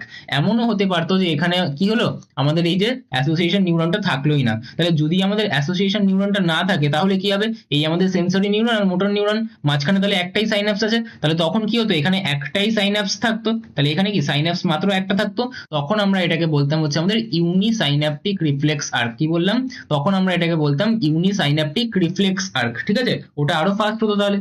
এটা কি তুলনামূলক স্লো ইউনিসাইন্যাপটিকের থেকে, বাট এটা কিন্তু আমাদের একটা আদর্শ প্রতিবর্ত পথের আমাদের অঙ্কন। তাহলে আঁকাটা আঁকতে পারবো তো সবাই? ভিতরে কি থাকবে আমাদের? ভিতরে থাকবে আমাদের ধূসর বস্তু, বাইরে কি থাকবে আমাদের শ্বেত বস্তু। এটা কি? এটা হচ্ছে আমাদের একটা সুষুম্না কাণ্ড। তাহলে নিচে লিখে দিতে পারো সুষুম্না কাণ্ড। আমাদের প্রত্যেকটা নিউরনের যে এই যে মাঝখানের অংশটা, এই মাঝখানের অংশ কি থাকবে আমাদের সাইন্যাপস, ঠিক আছে? এখানে কতগুলো সাইন্যাপস আছে? আমাদের দুটো সাইন্যাপস রয়েছে। আর আমি কি বলছি মনে করে, এই যে সেন্সরি নিউরন, তার এখানে কিন্তু এখানে এরকম একটা লুপ দেখাবে, ঠিক আছে? এই লুপটা দেখানোর একটা বিশেষ সিগনিফিকেন্স আছে। এটা যখন তোমরা ক্লাস 11-এ উঠবে তখন নিউরনের বেশ কিছু ভাগ পড়বে। আমাদের ইউনিপোলার হয়, সুডো ইউনিপোলার হয়, বাইপোলার হয়, যেটা রেটিনাতে থাকে, ঠিক আছে? তো এরকম বিভিন্ন ভাগ কিন্তু আমাদের রয়েছে, যে ভাগগুলো তখন তোমরা ভালো করে বুঝতে পারবে। যাই হোক, তো এটা আমাদের, আমি এটা লিখেও এনেছিলাম তোমাদের বইতে যেরকম দেওয়া রয়েছে। দেখো এটা কি? এটা হচ্ছে আমাদের ইফেক্টর বা কারক। এটা কি? আমাদের রিসেপ্টর বা গ্রাহক। রিসেপ্টর মানে কি? আমাদের গ্রাহক। আর ইফেক্টর মানে কি? ইফেক্টর মানে হচ্ছে আমাদের কারক। এখান থেকে কি হবে আমাদের? তাহলে বার্তাটা নিয়ে যাবে। এখানে দেখো এই যে আমাদের অংশটা কিন্তু দেখানো হয়েছে। অবশ্যই কিন্তু এই পার্টটা এরকম ভাবে দেখিয়ে দেবে। এটা কি? এটা হচ্ছে আমাদের সেন্সরি নিউরন, বা আমাদের কি বলতে পারি? আমাদের সংজ্ঞাবহ নিউরন। সেন্সরি নিউরন মানে কি? আমাদের সংজ্ঞাবহ নিউরন। তারপর এই সংজ্ঞাবহ নিউরন নিয়ে চলে যাচ্ছে। তারপর দেখো এই যে মাঝখানে আমাদের এইটা কি? এখান থেকে আমাদের এটা অ্যাডজাস্টার নিউরন। অ্যাডজাস্টার নিউরন মানে কি? অ্যাডজাস্টার নিউরন মানে হচ্ছে আমাদের সহযোগী নিউরন, তাই তো? আচ্ছা, তারপর এদের মাঝখানে যে ফাঁকটা আছে, তাই সেখানে কি তৈরি হচ্ছে? আমাদের সাইন্যাপস তৈরি হচ্ছে। তারপর আমাদের কি এখান থেকে বার্তাটা নিয়ে যাচ্ছে আমাদের অ্যাডজাস্টার নিউরনের থেকে, সেটা কে নিয়ে যাচ্ছে? আমাদের মোটর নিউরন। মোটর নিউরন কি করবে? আমাদের ইফেক্টরের কাছে নিয়ে যাবে বার্তা। তাহলে মোটর নিউরনকে আমরা বাংলায় কি বলে থাকি? আমরা বলে থাকি আমাদের চেষ্টীয় নিউরন, বা আমাদের কি বলে থাকি? আমরা বলে থাকি হচ্ছে আমাদের আজ্ঞাবহ নিউরন। তাহলে এগুলো আমরা বাংলায় বলতে পারি। মাঝখানে কি আছে? আমাদের নিউরোসিল রয়েছে, ঠিক আছে? এবং আমাদের এদিকে কি বাইরে রয়েছে আমাদের শ্বেত বস্তু, এবং ভিতরে রয়েছে কি আমাদের ধূসর বস্তু। বোঝা গেল? ধূসর বস্তুতে থাকবে আমাদের কোষ দেহ বিভিন্ন। তাহলে এই কোষ দেহগুলো কি আমাদের, দেখো এখানে ভালো করে যদি দেখো, ছবিগুলো বেশ ভালো করে তৈরি করা আছে। দেখো এখানে কোষ দেহ দেখতে পাচ্ছ অনেক অনেক, ঠিক আছে? তো এরকম ভাবেই কিন্তু এটা তৈরি করা আছে। তো এই কোষ দেহগুলো কি করবে আমাদের? এখানে কিন্তু আমাদের প্রসেসিং হবে। যখন তোমরা হাতে ছবি আঁকবে, কিছুই না, এখানে পেন্সিল দিয়ে একটু ডার্ক শেড করে দেবে, আর বাইরে কি হালকা করে একটা শেড দেবে, বা দেবেই না, ঠিক আছে? তাহলেই হয়ে যাবে। বোঝা গেল আমার কথাটা? আর এইটা এরকম একটা কেন দেখাচ্ছে এরকম ভাবে? বেসিক্যালি আমাদের এই যে আমি আমি যদি চলে যাই আমাদের সুষুম্না কাণ্ডতে, তো সুষুম্নাকাণ্ডের ছবিটা কোথায় যেন ছিল? সুষুম্নাকাণ্ডের ছবি চলে আয় চলে আয় বাবা। এই যে সুষুম্নাকাণ্ডের ছবি, আমি কি করেছি? এটার এবার প্রস্থচ্ছেদ করেছি। আমি কি করেছি? এটাকে ঠিক এই বরাবর আমি কেটে দিয়েছি, ঠিক আছে? আমি এই বরাবর কেটে এরকম প্রস্থচ্ছেদে কেটেছি। লম্বচ্ছেদে কাটলে এরকম ভাবে কাটতাম, আমি এবার প্রস্থচ্ছেদে কেটেছি। কেটে আমি একটা স্লাইস দেখাচ্ছি, তাই ওরকম মনে হচ্ছে। ঠিক ভাবো যে ওরকম ওই স্লাইস পাউরুটি গুলো হতো না, স্লাইস পাউরুটি পুরোটা যখন থাকে তখন একটা কলামের মতো মনে হয়, এরকম ইমাজিন করো। আর একটা স্লাইস পাউরুটি কেমন দেখতে লাগে, সেটা ঠিক আমাদের কিন্তু এটা যেটা আমরা এখন কিন্তু দেখাচ্ছি। তাহলে এরকম ভাবে কিন্তু ছবিটা আমাদেরকে বুঝতে হবে। বোঝা গেল? এবার নেক্সট পার্টে চলা যাক। তাহলে প্রতিবর্ত পথের উপাদান আমি কি বলতে পারি? প্রথমে আমাদের একটা গ্রাহক লাগবে। গ্রাহক কি হবে? দেহের ত্বক বা পেশিতে থাকা এই অংশ পরিবেশ থেকে উদ্দীপনা কিন্তু গ্রহণ করবে। তাহলে প্রথমে আসলো আমাদের গ্রাহক। তারপর কি? সংজ্ঞাবহ স্নায়ু। তাহলে গ্রাহক থেকে গৃহীত উদ্দীপনা ইলেকট্রিক্যাল সিগন্যাল হিসেবে সুষুম্না কাণ্ডের কাছে বয়ে নিয়ে যাবে। আমরা কি পড়ছি? আমরা পড়ছি এখানে কি? Spinal reflex. কি পড়ছি? আমরা পড়ছি আমাদের স্পাইনাল রিফ্লেক্স। তাহলে কার কাছে যাবে? কার কাছে যাবে? সেটা হচ্ছে আমাদের সুষুম্না কাণ্ডের কাছে, ঠিক আছে? তারপর কি থাকবে? আমাদের একটা স্নায়ু কেন্দ্র, অর্থাৎ সেন্ট্রাল নার্ভাস সিস্টেম। তাহলে সেটা আমাদের এখানে কি বলবো আমি? সুষুম্না কাণ্ড। তাহলে সুষুম্না কাণ্ডের কি প্রসেসিং করবে কে? প্রসেসিং করতে গেলে সবসময় লাগবে আমাদের ধূসর বস্তু, অর্থাৎ কোষ দেহ, ঠিক আছে? কারণ আমাদের ধূসর বস্তু মানে কি? ওখানে কোষ দেহ রয়েছে, তাহলে কোষ দেহই তো প্রসেসিং গুলো করবে।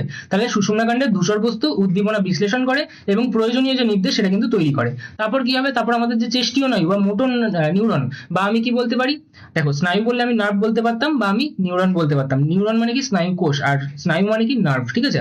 আচ্ছা, তাহলে আমাদের কি চেষ্টীয় স্নায়ু, বা আমাদের যে, আমি এখানে নিউরনটাই বলা বেটার, ঠিক আছে? নিউরন বলবে। তাহলে স্নায়ু কেন্দ্রের নির্দেশকে কি আমাদের সুষুম্না কাণ্ড থেকে বা পেশিতে নিয়ে যাবে কি? আমাদের এই চেষ্টীয় নিউরন, বা আমাদের কি বলতে পারি? আজ্ঞাবহ নিউরন, ঠিক আছে? তারপর কি হবে? আমাদের যে কারক থাকবে সে কাজ করবে। তাহলে পেশি বা গ্রন্থি সেটা কিন্তু আমাদের চেষ্টীয় স্নায়ু নির্দেশ পেয়ে সংকুচিত বা প্রসারিত হয়ে সাড়া প্রদান করবে, ঠিক আছে? যেরকম এখানে আমি হাতটা তুলে দিচ্ছি। তাহলে এইটাই কিন্তু আমাদের প্রতিবর্ত পথ, আর এটা কিন্তু আমাদের পরীক্ষায় দেবেই দেবে। এরকম একটা না একটা ঘটনা দিয়ে তোমাকে বলবে যে এই কাজটা করে দেখাও। যেরকম তোমাকে বলতে পারে স্নায়বিক পথ তৈরি করতে বলবে। বলবে যে আর কি কলিং বেল কেউ চেপেছে, এক্ষুনি তাই হলো, আমি ক্লাস নিচ্ছিলাম আর কেউ কলিং বেল চাপলো। তো আমি এখন উঠে গিয়ে তাহলে কি করলাম? দরজা খুলতে গেলাম। তাহলে কি হলো? আমার কান থেকে শব্দটা গেছে। তাই আমি প্রথমে কি লিখবো? উদ্দীপনার জায়গায় লিখবো হচ্ছে আমাদের শব্দ। তারপর গ্রাহকের জায়গায় কি লিখবো? আমাদের কান। তারপর কি? সংজ্ঞাবহ নিউরন কোথায় নিয়ে গেল? আমাদের সিএনএস লিখবো তখন, ঠিক আছে? এটা তো এরকম আকস্মিক হট করে এরকম হয় না, তো ওখানে আমাদের কি ওটা ব্রেনও ইনভলভ থাকে। তাহলে শুধু সিএনএস লিখে দেবো, ঠিক আছে? কেন্দ্রীয় স্নায়ুতন্ত্র লিখে দেবো।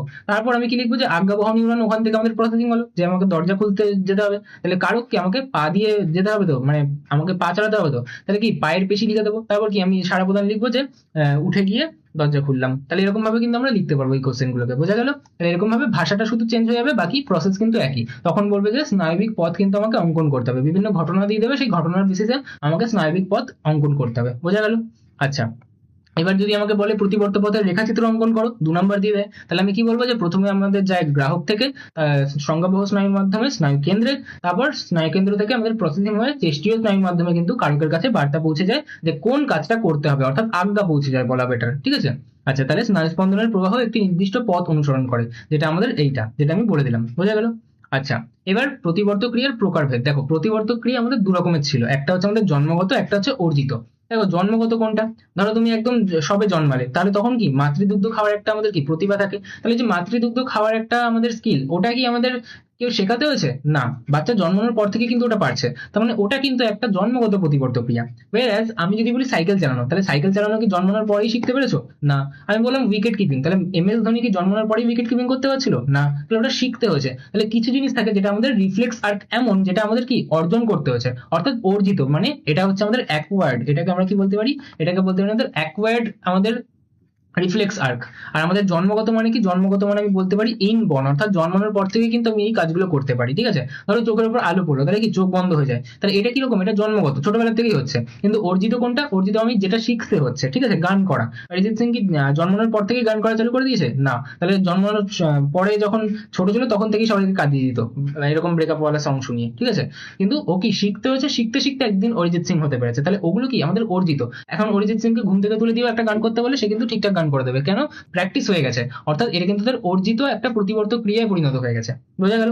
তাহলে যেসব প্রতিবর্ত ক্রিয়া প্রাণীর জন্মের পর থেকেই সে কিন্তু লাভ করে, যার কোনো পূর্ব অভিজ্ঞতা বা শর্ত বা অনুশীলনের প্রয়োজন পড়ে না, আগে থেকে কোনো প্র্যাকটিস করতে হয় না, তাকে আমরা বলি জন্মগত বা শর্ত নিরপেক্ষ প্রতিবর্ত ক্রিয়া, অর্থাৎ এর জন্য কোনো শর্ত নেই। এই ক্রিয়াগুলো প্রাণীর বেঁচে থাকার জন্য কিন্তু অপরিহার্য, ঠিক আছে?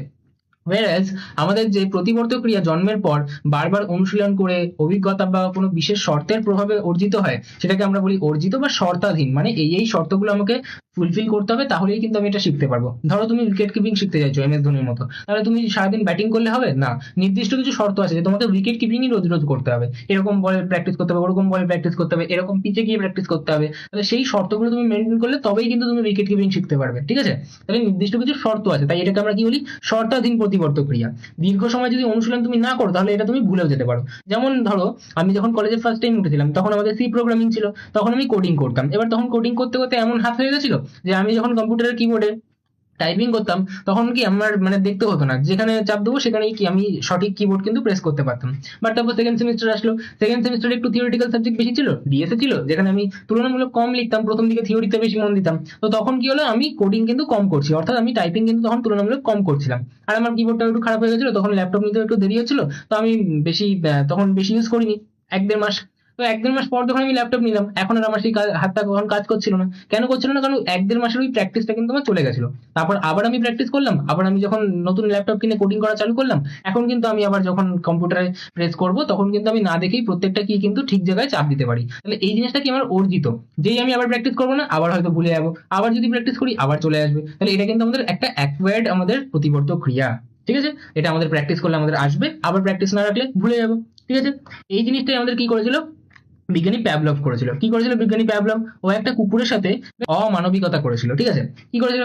একটা কুকুরকে কি করেছিল? খেতে দিচ্ছিল। এবার খেতে দিলে কি হয়? কুকুরের মুখ থেকে লার বেরোয়, অর্থাৎ কি লালা বেরোয়। এবার ওই যে কুকুরটাকে খেতে দিচ্ছিল, যখন লালা বেরোলো, তাহলে ওটা কি? ওটা ওর জন্মগত ছিল, তাহলে ওটা কি জন্মগত প্রতিবর্ত ক্রিয়া। কিন্তু ও কি করলো? এবার থেকে খাওয়ার সময় ঘন্টা বাজাতে শুরু করলো, অর্থাৎ খেতেও দিচ্ছে এবং ঘন্টা বাজাচ্ছে। তাহলে কুকুরটার মাথায় কি চলছে? যে ঘন্টা বাজালে খাবার পাই, তখন আমার মুখ থেকে লালাটা বেরোয়। তাহলে এইবার এটাকে ও একটা অভ্যেসে পরিণত করলো। এবার বেশ কিছুদিন অভ্যেস হয়ে গেছে এরকম ভাবে করে, এইবারও খেতে দিল না, কিন্তু ঘন্টা বাজাচ্ছে। এবার যে ঘন্টা বাজাচ্ছে, কুকুরটা তো অভ্যেস হয়ে গেছে ঘন্টার আওয়াজ পেলে মানে কি খেতে দেবে, তার মানে তখন আমার মুখ থেকে লালা বেরোয়। তাহলে যে এবার ঘন্টা বাজাচ্ছে, কুকুরের মুখ থেকে কিন্তু লালা পড়া চালু হয়ে যাচ্ছে, ওদিকে খাবার দেয়নি। তাহলে এই কুকুরটার সাথে কি স্ক্যাম হয়ে গেছে, কুকুরটার সাথে ভারী অন্যায় হলো। কিন্তু এর মাধ্যমে বিজ্ঞানী প্যাভলভ কিন্তু এই পরীক্ষাটা আমাদের করে প্রমাণ করতে পারলেন যে আমাদের 2 রকমের প্রতিবর্ত ক্রিয়া থাকে, একটা জন্মগত, একটা অর্জিত। তাহলে এক্সাম্পল কি বলতে পারি? সদ্যজাত শিশুর মাতৃস্তন্য পানের ইচ্ছা, শিশুর কান্না, চোখে ধুলো পড়লে চোখে জল বেরিয়ে যাওয়া, এই জিনিসগুলো কি আমাদের জন্মগত। আর অর্জিত কি? সাইকেল চালানো, সাঁতার কাটা, হারমোনিয়াম বাজানোর মতো অভ্যাসগুলো কি আমাদের অনুশীলনে অর্জিত হয়, অর্থাৎ এগুলো অর্জিত প্রতিবর্ত ক্রিয়া। এখান থেকেও একটা কোয়েশ্চেন কিন্তু তোমাদের আসার চান্স খুব বেশি রয়েছে। সবসময় ভাববে যে এটা কি আমি প্র্যাকটিস করে শিখবো নাকি এটা আমার ইনবিল্ড রয়েছে, মানে আমি এটা জন্মের পর থেকেই পারতাম। যদি জন্মের পর থেকেই পারতাম তাহলে জন্মগত, আর যদি আমাকে শিখতে হয় তাহলে বলবো আমি এটাকে অর্জিত। বোঝা গেল? প্যাভলভের পরীক্ষা কি ছিল আমি মুখে বলে দিলাম, বাকি বইতে একবার পড়ে নিতে পারো, পরীক্ষায় আসবে না। ঠিক আছে? আচ্ছা, এবার প্রতিবর্ত ক্রিয়া তাহলে গুরুত্বটা কি? দেখো আমি কি বলছি, বিপদের হাত থেকে রক্ষা পাওয়া। ধরো তুমি সাইকেল চালাচ্ছ, হুট করে তোমার চোখের দিকে একটা পোকা চলে আসলো, সঙ্গে সঙ্গে দেখবে চোখটা বন্ধ হয়ে গেল। যদি না হতো তাহলে কিন্তু পোকাটা তোমার চোখে চলে যেত, তোমার চোখে তাহলে কোনো প্রবলেম হতে পারতো। তাহলে কি এই বিপদের হাত থেকে তোমাকে রক্ষা করলো। তুমি গরম জিনিসের উপর হাত রেখেছো, হট করে হাতটা সরে গেল, যদি না সরাতে পারতে তাহলে কি হতো? তাহলে তোমার হাত পুড়ে যেতে পারতো। তাহলে বিপদের হাত থেকে রক্ষা করার জন্য কিন্তু আমাদের প্রতিবর্ত ক্রিয়াটা খুবই প্রয়োজনীয়। তাহলে হঠাৎ ঘটে যাওয়া বিপদের হাত থেকে আমাদের শরীরকে তৎক্ষণাৎ রক্ষা করে কে? সেটা রক্ষা করে আমাদের প্রতিবর্ত ক্রিয়া। যেমন আগুনে হাত পড়লে তা সঙ্গে সঙ্গে সরে যায়, ফলে পেশি কিন্তু ক্ষতির হাত থেকে বেঁচে যায়। প্লাস কাজের বোঝা কমানো। আমি বলছি যে আমরা এখানে কিসের কথা বলছি? আমরা বলছি আমাদের স্পাইনাল রিফ্লেক্সের কথা। ঠিক আছে? তো স্পাইনাল রিফ্লেক্স কি করে, বা আমরা যদি আমাদের ক্রেনিয়াল রিফ্লেক্সের কথা বলি, তাহলে ওখানে আমাদের কি মেজরলি আমাদের যে সুষুম্না শীর্ষক সে বেশি কাজটা করে দেয়। তাহলে আমাদের সেরিব্রাল কর্টেক্স যে থাকছে তার উপর বেশি প্রেশার পড়ছে না, তাহলে কিছুটা কাজ কিন্তু তার কমে গেল, যে সমস্ত কাজ কিন্তু ওর ঘাড়ে গিয়ে পড়লো না। ঠিক আছে? আর একটা কি, সময় সাশ্রয়। আমাকে তাড়াতাড়ি অ্যাক্ট করতে হবে, তো একদম তাৎক্ষণিক ভাবে করতে হবে। যখন গরম জিনিসে হাত পড়েছে সঙ্গে সঙ্গে সরাতে হবে। এত ভাবলে হবে না যে হাতটা পড়েছে বোধহয় পুড়ে যাবে, আচ্ছা তাহলে হাতটা তুলে দিই, এতক্ষণ বলতে বলতেই হাত পা পুড়ে যাবে। ঠিক আছে? তাহলে মস্তিষ্কে বার্তা পাঠিয়ে সেখান থেকে কিন্তু নির্দেশ আসার জন্য যেটুকু সময় প্রয়োজন হয় তা সেটাও কিন্তু আমাদের জন্য বেশি। প্রতিবর্ত ক্রিয়া কিন্তু সেই সময়টুকু বেঁচে যায় এবং দ্রুত কিন্তু আমরা সাড়া দিতে পারি। বুঝে গেল? তাহলে এখন একটা লাখ টাকার প্রশ্ন, ব্রেন কি তাহলে প্রতিবর্ত ক্রিয়া দেখাই না? সুষুম্নাকাণ্ডের দ্বারা নিয়ন্ত্রিত প্রতিবর্ত ক্রিয়ায় মস্তিষ্কের কি কোনো ভূমিকাই নেই? এটা কিন্তু বিশাল বড় একটা প্রশ্ন। প্রথম কথা, দুটোরই উত্তর হচ্ছে ইয়েস, হ্যাঁ ভূমিকা আছে, আর ব্রেনও কিন্তু প্রতিবর্ত ক্রিয়া দেখায়। তাহলে আমরা এখন বলতে পারি যে আমাদের নিয়ন্ত্রণের কেন্দ্রের ভিত্তিতে আমরা আমাদের যে প্রতিবর্ত ক্রিয়া তাকে দুরকম ভাগে ভাগ করতে পারি। একটা হচ্ছে আমাদের ক্রেনিয়াল রিফ্লেক্স, কি বলতে পারি? একটাকে আমরা বলতে পারি আমাদের ক্রেনিয়াল রিফ্লেক্স। ঠিক আছে? আরেকটাকে বলতে পারি, সেটাকে আমরা বলতে পারি স্পাইনাল রিফ্লেক্স। কি বলতে পারি? আরেকটাকে বলতে পারি আমাদের স্পাইনাল রিফ্লেক্স। ঠিক আছে? তাহলে ক্রেনিয়াল রিফ্লেক্স কি হবে? আমাদের মস্তিষ্ক দ্বারা নিয়ন্ত্রিত হবে। আর স্পাইনাল রিফ্লেক্স কি হবে? আমাদের সুষুম্না কাণ্ড দ্বারা নিয়ন্ত্রিত হবে। কোনটা বেশি ফাস্টার হয়? জেনারেলি আমাদের স্পাইনাল রিফ্লেক্স কিন্তু ফাস্টার হয়। ঠিক আছে? তাড়াতাড়ি হয়। তাহলে যে সকল প্রতিবর্ত ক্রিয়া স্নায়ু কেন্দ্র হিসেবে মস্তিষ্ক হয়, বিশেষত আমাদের মধ্য মস্তিষ্ক বা মেডালা। ঠিক আছে? মেডাল অবলম্বন। তাহলে সেক্ষেত্রে কিন্তু আমাদের সেটাকে করোটি প্রতিবর্ত ক্রিয়া বলি বা ক্রেনিয়াল রিফ্লেক্স বলে থাকি। সংবেদী অঙ্গ থেকে উদ্দীপনা তাহলে কি হবে? মস্তিষ্কে পৌঁছায়, সুষুম্নাকাণ্ডে পৌঁছায় না। আর সুষুম্না প্রতিবর্ত আমি বললাম এতক্ষণ আমরা যা পড়ছিলাম সেটাই ছিল আমাদের কি সুষুম্না প্রতিবর্ত। তাহলে এখানে কি হয়? উদ্দীপনা মস্তিষ্কে যাওয়ার আগেই সুষুম্নাকাণ্ডের কাছে সরাসরি চলে যায়। এইবার আমার যে কথাটা ছিল দ্বিতীয় প্রশ্ন, সুষুম্না কাণ্ডের দ্বারা নিয়ন্ত্রিত প্রতিবর্ত ক্রিয়ায় মস্তিষ্কের কি কোনো ভূমিকাই নেই? মানে এই যে আমি একটু আগে পড়ছিলাম যে আমার গরম বস্তুতে হাত পড়লো, সেখান থেকে কি হলো? আমাদের গ্রাহকের কাছে গেল, গ্রাহক থেকে কি মূলত আমাদের সুষুম্না কাণ্ডের কাছে চলে গেল, ব্রেনের কাছে কিন্তু গেল না। তাহলে ব্রেনের কাছে কি যাবেই না? এই কথাটা ব্রেন জানবেই না? আচ্ছা একটা কথা ভাবো, আমি যখন আমাদের বাড়িতে প্রথম গাড়ি কিনেছিল তখন স্কুটি, তো স্কুটির পিছনে যে আমাদের একটা অংশ থাকে ওই অংশটা গরম হয়ে যায়। এবার নতুন নতুন গাড়ি আসলে সবাই কি করে যে রোজ মুছবে। তাহলে গাড়িটা যখন প্রত্যেকদিন বাবা নিয়ে বাড়িতে ঢুকতো তখন কি করতাম? আমি গাড়িটা মুছতে যেতাম। এবার প্রথম প্রথম আমি জানতাম না যে গাড়ির পিছনের যে অংশটা থাকে ওই অংশটা গরম হয়ে যায় কতক্ষণ চালালে। তো আমি যেই গাড়ির ওই পিছনের অংশটা মুছতে গেছি, হট করে আমার হাত লেগেছে, সঙ্গে সঙ্গে হাত সরিয়ে নিলাম। সঙ্গে সঙ্গে যে হাতটা আমি সরিয়ে নিলাম, এই হাতটা সরিয়ে নিলাম কার জন্য? আমাদের সুষুম্না কাণ্ডের জন্য। আমার একটা একদম তাৎক্ষণিক একটা অ্যাকশন দেখালো যে আমার হাতটা কিন্তু পুড়ে যেতে পারে, আমি সঙ্গে সঙ্গে কিন্তু আমার হাতটা সরিয়ে নিলাম। এই কাজটাতে সাহায্য করলো কি? আমাদের সুষুম্না কাণ্ড। কিন্তু আমি কি পরের দিন তারপরের দিন আর এই এক ভুল করেছি? করিনি। কেন বলতো? কারণ সুষুম্না কাণ্ড আর যে আমাদের ব্রেন, এই দুজনের মধ্যে গার্লফ্রেন্ড বয়ফ্রেন্ডের মতো রিলেশনশিপ। এরকম এই সুষুম্না কাণ্ড দিন শেষে সবসময় আমাদের যে ব্রেন তাকে বলে, জানিস আজকে কি হয়েছে, আজকে আমার সাথে এই এই হচ্ছে। তার মানে সুষুম্না কাণ্ডর সাথে যেটা হয়, সুষুম্না কাণ্ড যে নির্দেশটা ব্রেনকে না জানিয়ে করে ফেলে, সেই কাজটাও কিন্তু করার পর ব্রেনকে বলে দেয়, জানিস আজকে আমার সাথে এটা হয়েছে। তারপর ব্রেন কিন্তু ওটা মেমোরিতে রেখে দেয় যে আচ্ছা এই জিনিসটা হয়েছে, তাহলে পরের দিন এই জিনিসটা করা যাবে না। তার মানে ওই দিন যে আমি ছাকাটা খেলাম গাড়িতে, পরের দিন থেকে আমি যখন গাড়ি মুছতে গেলাম তখন কিন্তু আমি ওই ছাকাটা খাইনি, কারণ এখন কিন্তু আমার ব্রেনের কাছে ওটা ফিডেড রয়েছে, আমার মেমোরিতে রয়েছে যে ওইখানটা কিন্তু গরম থাকে, ওখানে কিন্তু আমি আর হাত লাগাবো না। তার মানে প্রতিবর্ত ক্রিয়া যেটা আমাদের স্পাইনাল কর্ড দ্বারা নিয়ন্ত্রিত হলো, যেটা সুষুম্না কাণ্ড দ্বারা নিয়ন্ত্রিত হলো, সেটার কিন্তু একটা মেমোরি আমার ব্রেনের কাছে চলে গেল, যার ফলে আমি কিন্তু ওই এক ভুল দ্বিতীয়বার করলাম না। তাহলে এই যে আমাদের কাজটা হলো, এই কাজটা কিন্তু করার সময় ব্রেনের কোনো কাজ নেই, এই কাজটা আমাদের সুষুম্নাকাণ্ডই করে ফেললো। কিন্তু এই কাজটা হয়ে যাওয়ার পর সুষুম্নাকাণ্ড ব্রেনের কাছে গল্প করলো, জানিস আমি এই কাজটা করে দিয়েছি, নাহলে হাতটা পুড়ে যেত, কিন্তু এখানে কিন্তু এরকম করার জন্য আমার হাতটা পুড়ে যাচ্ছিল। তাহলে ব্রেন তখন মনে রাখলো, আচ্ছা এই জায়গাটা তাহলে গরম থাকে, এটা আমার মেমোরিতে থাকলো, পরের দিন থেকে আর হাত পোড়াবো না আমি। বোঝা গেল? তাহলে ব্রেন আর সুষুম্নাকাণ্ড এদের মধ্যে কিন্তু এরকম একটা সম্পর্ক রয়েছে। ঠিক আছে? আচ্ছা, তাহলে এটা গেল আমাদের ওই সম্পর্ক। এবার আমরা চলে আসি যে আমাদের কিছু এক্সাম্পল। তাহলে করোটি প্রতিবর্তর আমি কিছু এক্সাম্পল দেখিয়ে দিচ্ছি। যেমন ধরো সংবেদী অঞ্চল থেকে কি আমাদের করোটি স্নায়ুর মাধ্যমে মস্তিষ্কে পৌঁছায়, কিরকম আমাদের হয়, যেমন যেমন ধরো তীব্র এবং উজ্জ্বল আলোতে চোখের মণি ছোট হয়ে যাওয়া। ঠিক আছে? তাহলে এটা কিসের দ্বারা নিয়ন্ত্রিত হয়? এটা কিন্তু আমাদের ব্রেনের দ্বারা নিয়ন্ত্রিত হয়। ঠিক আছে? শ্বাসনালীতে ধুলো বা জল ঢুকলে কিন্তু হাঁচি কাশি যে আমাদের হয়, ওটাও কিন্তু আমাদের ক্রেনিয়াল রিফ্লেক্স, ওটা আমাদের স্পাইনাল রিফ্লেক্স না। চোখের সামনে কিছু আসলে চোখের পাতা বন্ধ হয়ে যায়, ওটাও কিন্তু আমাদের ক্রেনিয়াল রিফ্লেক্স। ঠিক আছে? আবার সুস্বাদু খাবারের গন্ধে লালাক্ষরণ হয়। ধরো তুমি খুব বিরিয়ানি ভালোবাসো, এবার তুমি বিরিয়ানির দোকানের সামনে দিয়ে যাচ্ছ, আমি একদম প্রথম দিন এক্সাম্পল নিয়েছিলাম যে উজ্জ্বলদার দোকানের সামনে দিয়ে যাচ্ছ আর তোমার ভাবছো যে আজকে তো বিরিয়ানি আমাকে খেতেই হবে, ওটা ভাতের গন্ধ আসলে তুমি খেতে যেতে না, বিরিয়ানির গন্ধ আসলে খেতে যেতে। আবার ভাবো তুমি কোনোদিন বিরিয়ানি খাওইনি, তাহলে কি তোমার অতটা মানে একদম লালা বেরোতো মুখের থেকে, মুখে পানি আসতো? আসতো না। বলে না যে মুখে পানি আ গিয়া, তো এটা কি হতো? হতো না। তাহলে এইটা কেন হতে পারলো? কারণ তোমার ব্রেনের কাছে কিন্তু একটা মেমোরি ফিডেড রয়েছে যে এই গন্ধটা বিরিয়ানির, আর এই গন্ধটা আমার কাছে এসছে মানে আমি এখন বিরিয়ানি খেতে যাব, তাই কিন্তু তোমার মুখে একটা লালাকরণ হচ্ছে। তাহলে এটা কি? এটা কিন্তু ক্রেনিয়াল রিফ্লেক্স, এটা কিন্তু স্পাইনাল রিফ্লেক্স নয়। কিন্তু যখন তোমার মুখের ভিতরে একটা ডাক্তার ধরো দাঁত তুলতে গেছে, দাঁত তুলতে গেলে মুখের ভিতর ধরো এই কোনো একটা ইকুইপমেন্ট দিচ্ছে, তখন কিন্তু লালাকরণ হয়। ওটা আই গেস ওটা ক্রেনিয়াল রিফ্লেক্স। যাই হোক, তারপর আমরা যদি বলি সুষুম্না প্রতিবর্ত বা স্পাইনাল রিফ্লেক্স, তাহলে কি হবে? দেখো সুষুম্না প্রতিবর্ত গুলো আমাদের সুষুম্নাকাণ্ড দ্বারা নিয়ন্ত্রিত হয়, অর্থাৎ আমাদের ব্রেনের কাছে কিন্তু যাচ্ছে না। হ্যাঁ, করার পর তারপর ব্রেনের কাছে গিয়ে সুষুম্নাকাণ্ড গল্প করছে যে আচ্ছা জানিস আজকে এটা এটা হয়েছে, আমি এই কাজটা সামাল দিয়ে দিয়েছি, কিন্তু তুই কিন্তু খেয়াল রাখবি যেন পরের দিন থেকে এই কাজটা না হয়। বোঝা গেল? তাহলে কাজটা করার সময় কিন্তু ব্রেন ইনভলভ থাকে না, কিন্তু তারপর কিন্তু তার যে একটা রেসপন্স, সেই রেসপন্সটা কিন্তু সুষুম্নাকাণ্ড থেকে ব্রেনের কাছে চলে যায় যে এই কাজটা কিন্তু হলো। বোঝা গেল? আচ্ছা, তাহলে গরম বস্তুতে হাত রাখলে তৎক্ষণাৎ হাত ছড়িয়ে, এটা কিন্তু আমাদের কি? Spinal reflex. ঠিক আছে?